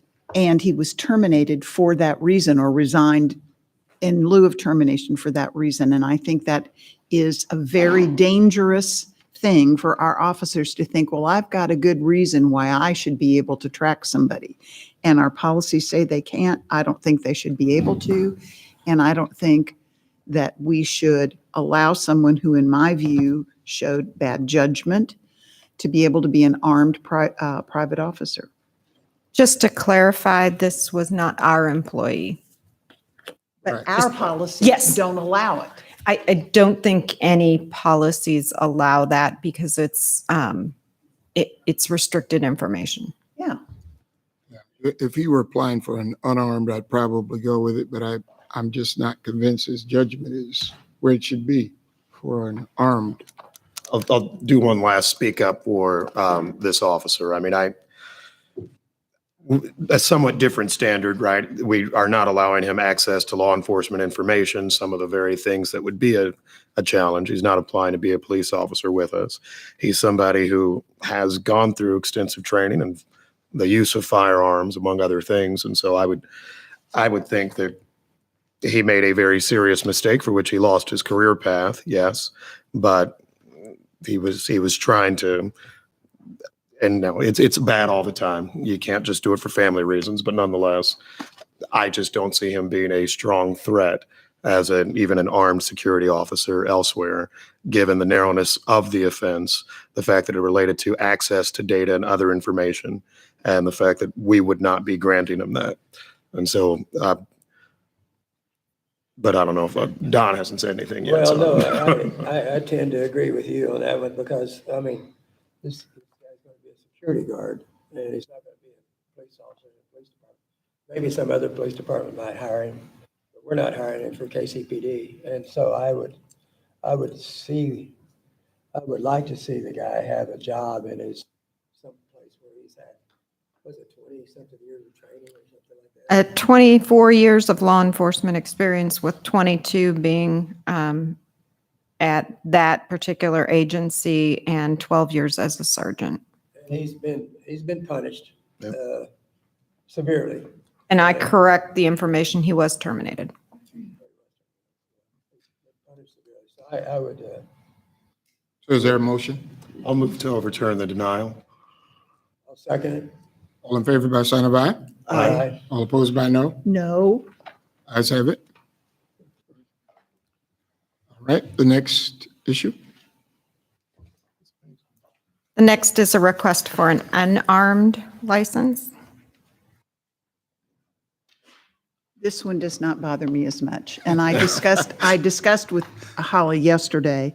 I wanted to be sure I understood whether we investigated the allegation she made that she was terminated because she was trying to give CPR and her supervisor wouldn't allow it. And what we found was there were two people giving CPR when she wanted to intervene, and the people that were giving CPR had more experience than she did, and she was told to stay away. So she also, in the summary that you gave us, had other times where her judgment came into question. I agree she probably shouldn't be in detention, but if she wants to do security unarmed for Walmart or whoever, I have no problem with that. So It sounds like she has a job at Walmart, so I mean, Yeah. it's appropriate that she can keep her job. I want people to work if they can. So I would overturn, is that how you say it? Overturn it? make a I would. motion to. I move that we overturn the denial. Second. All in favor by sign of aye? Aye. All opposed by no? Ayes have it. Anything else, Ms. Dodge? No, that's all. Thank you for your time. All right, thank you. Office of Community Complaints, Director Merrill Bennick. Thank you, sir. Public comments. Please limit your comments to 2 minutes. Desmond Logan, I think he's left already. He made his comments when Councilman Ellington was here. Councilman Ellington, he's already gone. So is this Douglas Kinney?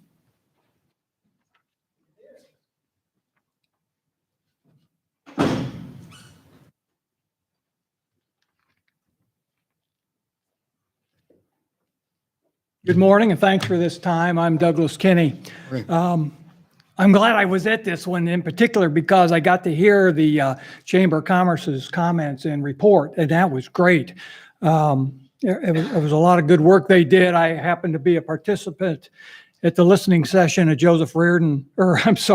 Bruce Watkins Community Center.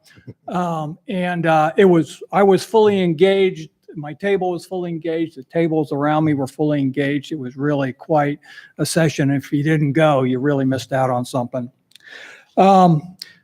Metropolitan Organization for Racial and Economic Equity, More Squared, sometimes called More Two, has launched an initiative to gain voter support for local control of the police department. What we want to do is gather 40,000 supporters for local control of the Kansas City Police Department. This is not an indictment of the police department. This is not an indictment of the officers and detectives, nor of the leadership team, nor of the board, nor even of former Chief Rick Smith. This is a call for more of a democratic governance of the police department, where the local voters, the Kansas City voters, have a say in how the department is run, how our tax dollars are spent, where the board might come from as far as what part of the city for more equity on the board. We need names of supporters. We also need partners in gathering names of supporters. So if you or anybody you know would like to join us in our effort, see me or more2.org, and information is there, more2.org. Thank you. Thank you. Approval of open session minutes for April 19th and 22nd, and then I'll come back to Chief maybe. I move approval. All in favor by sign of aye. Aye. All opposed by no. Ayes have it.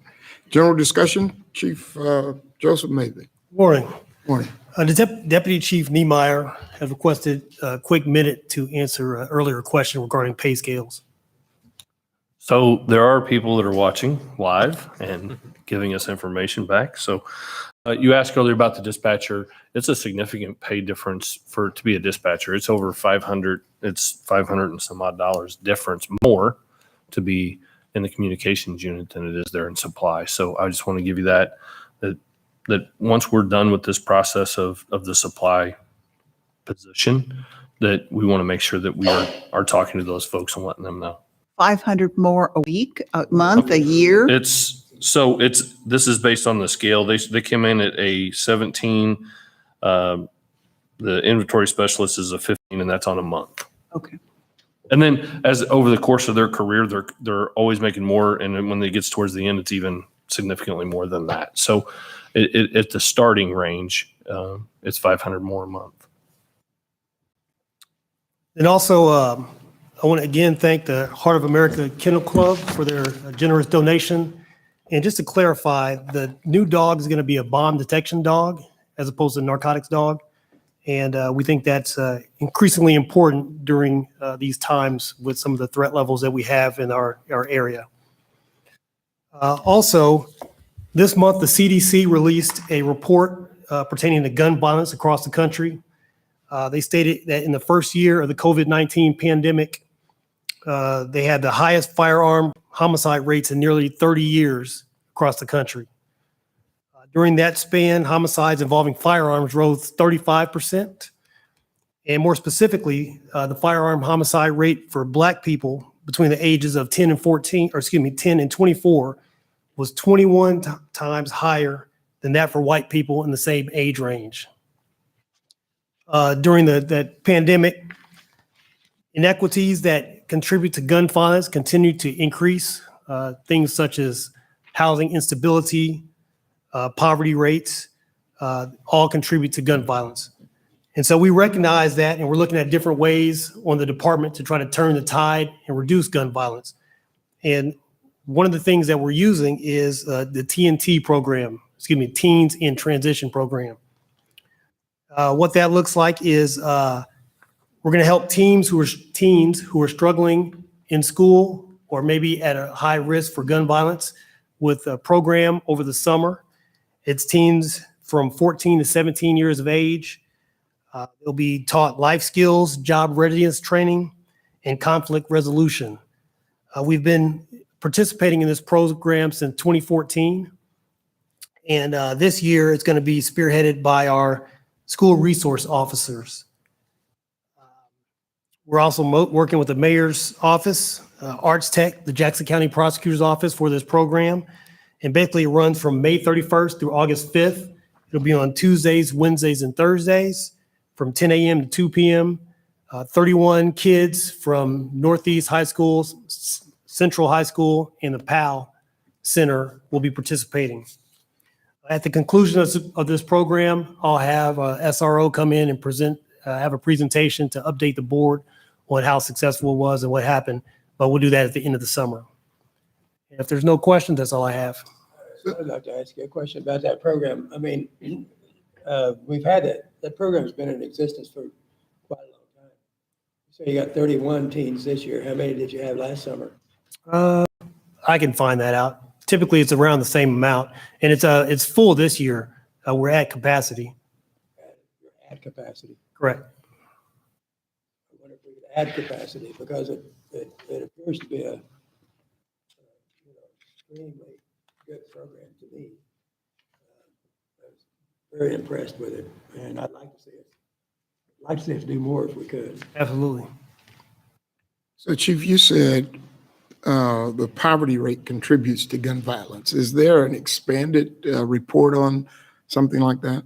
I mean, I can pull up, I can have the CDC's report sent to the board, but I mean, anecdotally, we just know that poverty, lack of upward mobility, poor housing, all these things that contribute to crime rates and violent crime too.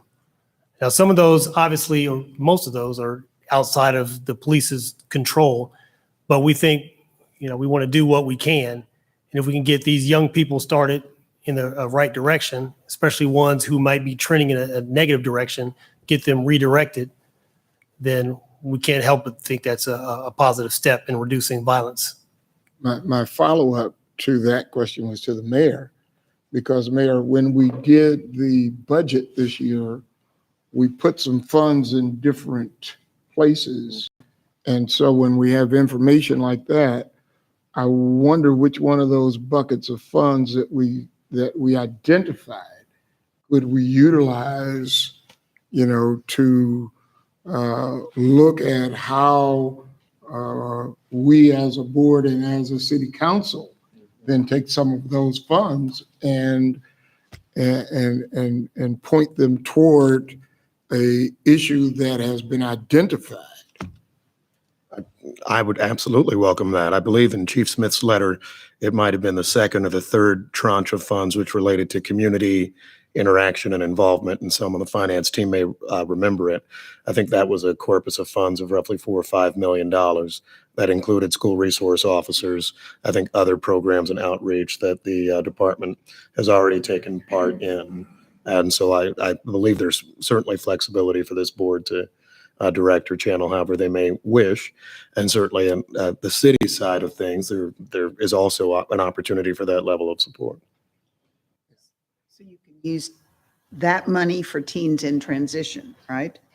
That money is already accounted for, and we have it itemized out. But Teens in Transition through Jackson County Combat contributes to that as well. But I mean, we can definitely look at all options of expanding the program, but that specific money has already been accounted for. Well, I think one of the things that we have to do as a board is make sure that the monies that were set aside, that at the end of the year, we're able to say, we actually collaborated and took those monies to do what we promised the city council we would do, which then makes next year's budget talks a lot easier if we can prove that we've actually utilized them. That's my premise.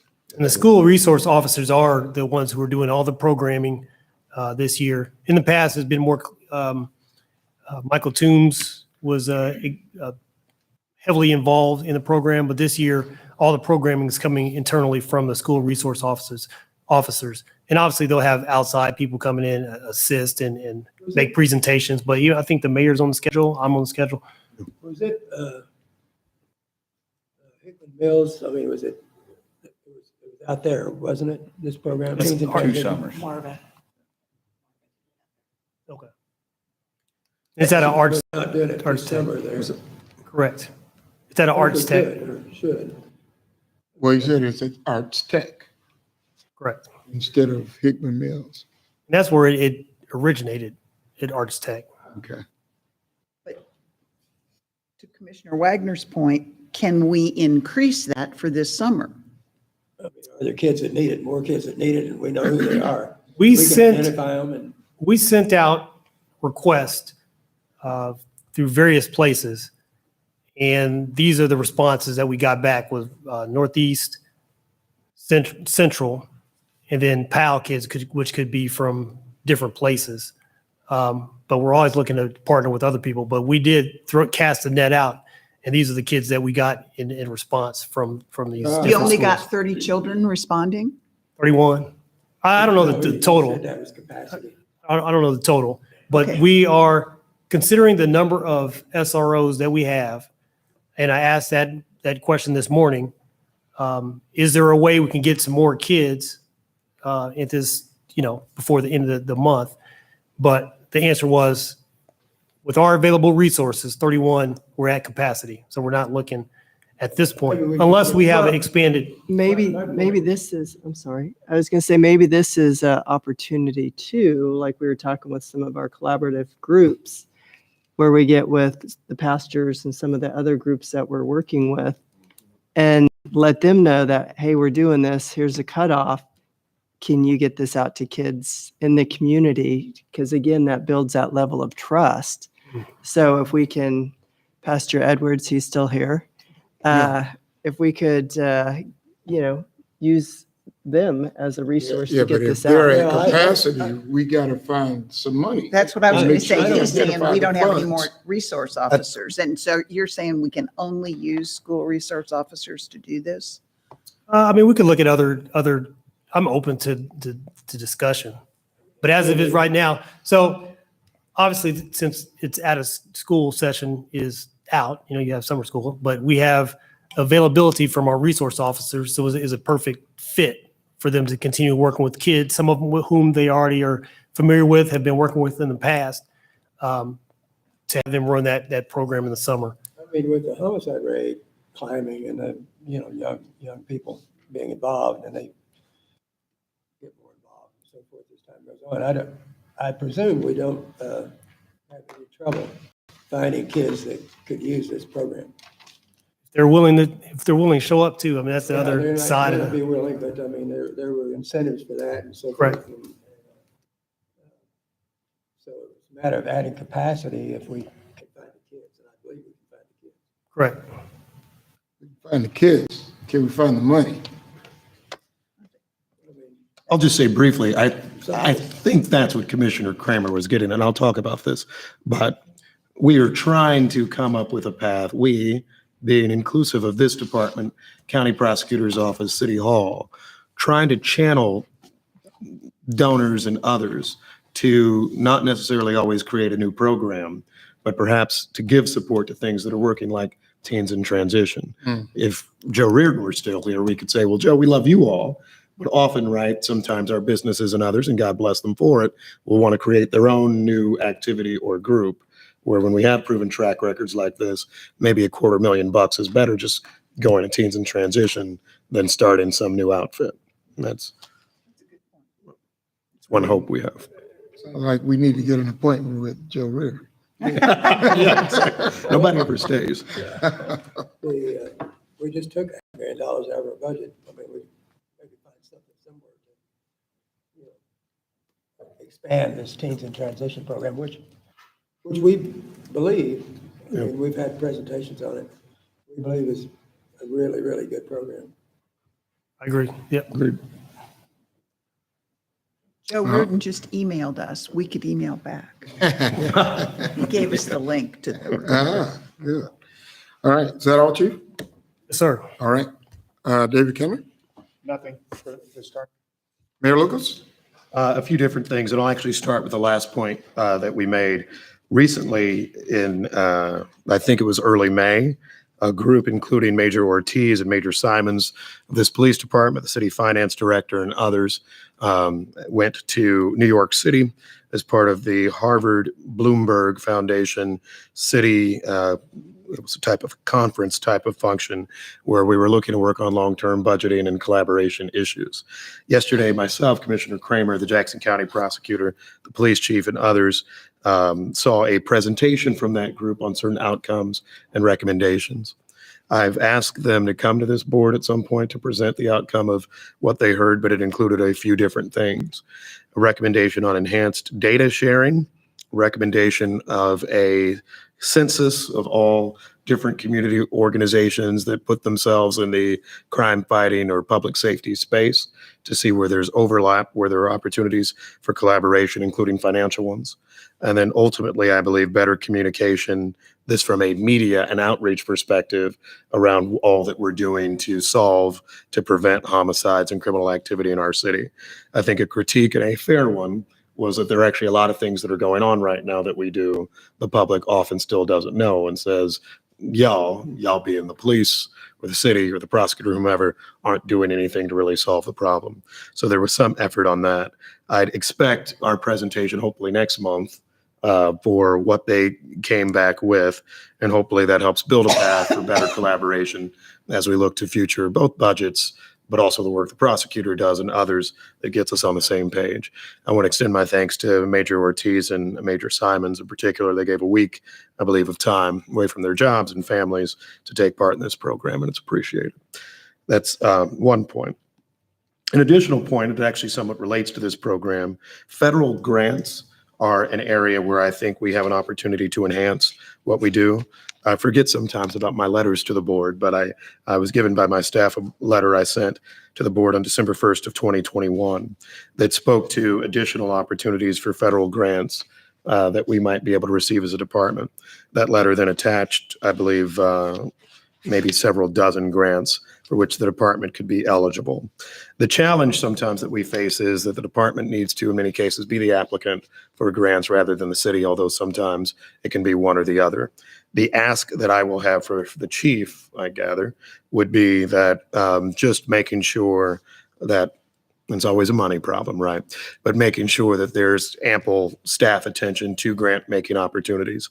One thing I noted in my December letter, and I'll make sure I send you another copy because you weren't on it at least, is that to the extent you need some support, the mayor's office has hired a particular grant officer for more city grants and items, and she's actually quite good. And so finding those types of opportunities, I'll give you one example so you know I'm not just blowing hot air. At the city right now, there's a discussion on spending $17 million to buy trash bins for everyone in the city of Kansas City. Unfortunately, that proposal came as just a drag on the general fund. Since we all live on the general fund, we know there's really not necessarily an extra $17 million to spend. This grant officer fairly quickly was able to find about $10 million from EPA grants and others to help perhaps pay for a program like that. So that's what our hope would be with public safety, that we're able to do the same. We just ask for collaboration and certainly offer her assistance or anyone else's to the extent you're interested. Two other points and then I'll stop because we were making good time before. Councilwoman Melissa Robinson of the 3rd City Council District, the east side of Kansas City, has asked for some follow-up and information on a potential CAN center in either the East or Metro Patrol Division. You recall in the city budget, there was a request at least for investigation for certain community action network centers. She just asked me to ask about it, which means next month she'll probably escalate the request or demand. And so if we could get some idea, at least in terms of, is it a possibility? Is there some sort of way that we can look for more community action network spending? Then that would be helpful. And I raised the diversity, equity, and inclusion point earlier. Final point I will make. Last week, I think, or the week before last, the chief and I had the opportunity to spend time at the White House. It was actually really quite an honor. Met in the cabinet meeting room, seated next to the Attorney General, and then for a short while, the President. The President and the Attorney General had an audience with us, the Mayor and Police Chief of Houston, Tampa, Toledo, Ohio, and I'm sure another city or two that I'm forgetting. The goal on that was some of recent initiatives relating to funding 2 police departments that the President and the Attorney General wish to highlight. Some of my discussion on grant opportunities relates very much to the fact that we were just visiting with those people too. So the hope would be that if DOJ sees that we were standing next to the Attorney General, there's an opportunity perhaps for some more grant requests too. But I thank you all for the time, and thank you, Chief, for making the time to come to Washington as well. Thank you, Mayor. Commissioner Kramer? Well, along those lines of the grants, I was talking to the mayor earlier. I looked up on the government website, and there is one for cameras, or radios, and it was for 19 million.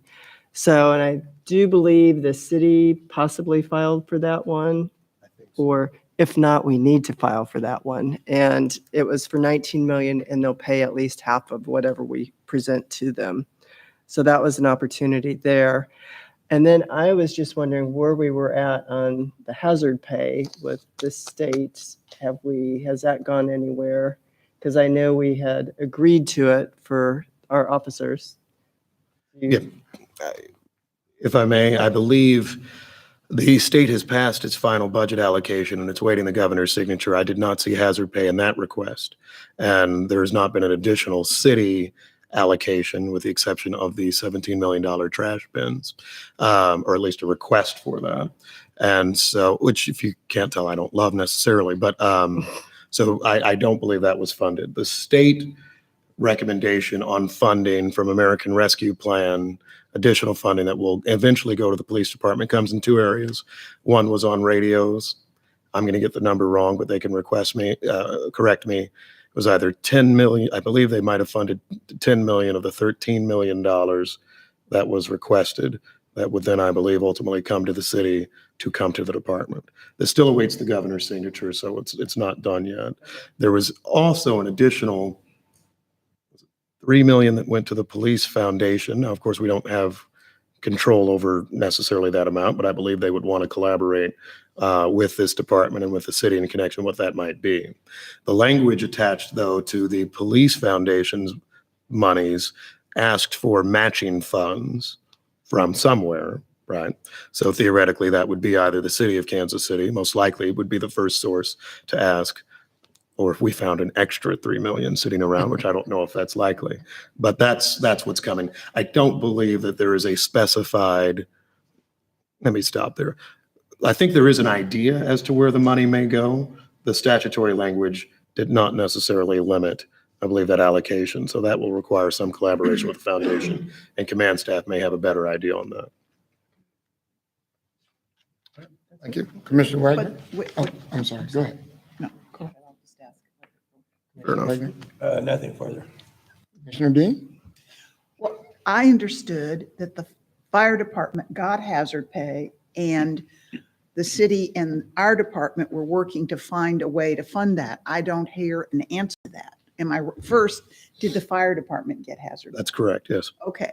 What are we doing to see that our people get hazard pay? I guess I'll speak for everyone. I believe the request was made to the city of Kansas City, and that request was not funded ultimately. The city then issued a request to the state of Missouri for additional funds, and the state of Missouri has funded the city not for hazard pay, but for radios.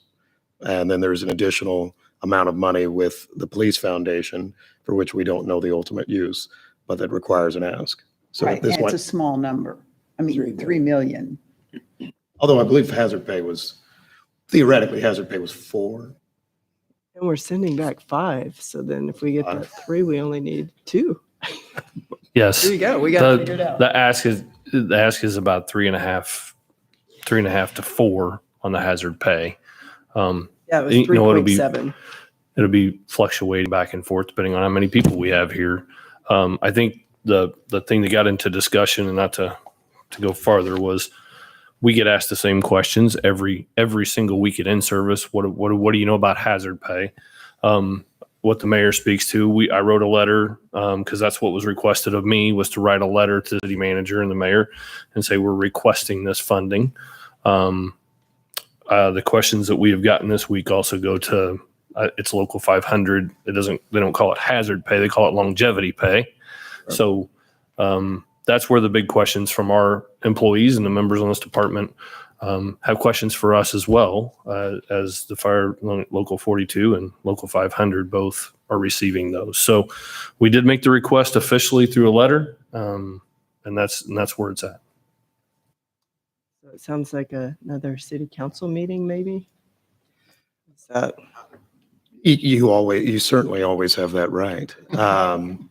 The challenge is going to be, and Deputy Chief Niemeyer mentions longevity pay, which is a new tool in the Kansas City arsenal of employee satisfaction, which is actually the rare thing that the firefighters have not received. In longevity pay, that has been the way to make whole members of Local 500. By the way, that's those who work in water services, public works, parks, and beyond. They did not receive any pay increases during the years of the pandemic, and haven't, I believe, for some time. So the city has given a 12% on average pay increase. In addition to that, there is now almost like our lockstep or step category, which is allowing you to be at a higher step based on longevity, which shifts it. The one thing that probably makes a hazard pay ask even harder than relating to that is the city manager had reserved $8 million in the budget for increases relating to Local 500's new contract. However, their new contract cost $3.5 million more than that. And so there will be which is funded and was approved by council through ordinance. And so that's kind of the nature of labor right now in relations. All right, I think that brings us to the end of the meeting. We need a motion of adjournment and a motion to go into close. I move we adjourn this open session and go into closed session. Second. All in favor by sign of aye? Lucas, aye. Roll call aye. Lucas, aye. Wagner, aye. Dean, aye. Albert, aye. Kramer, aye. Thank you all for attending today.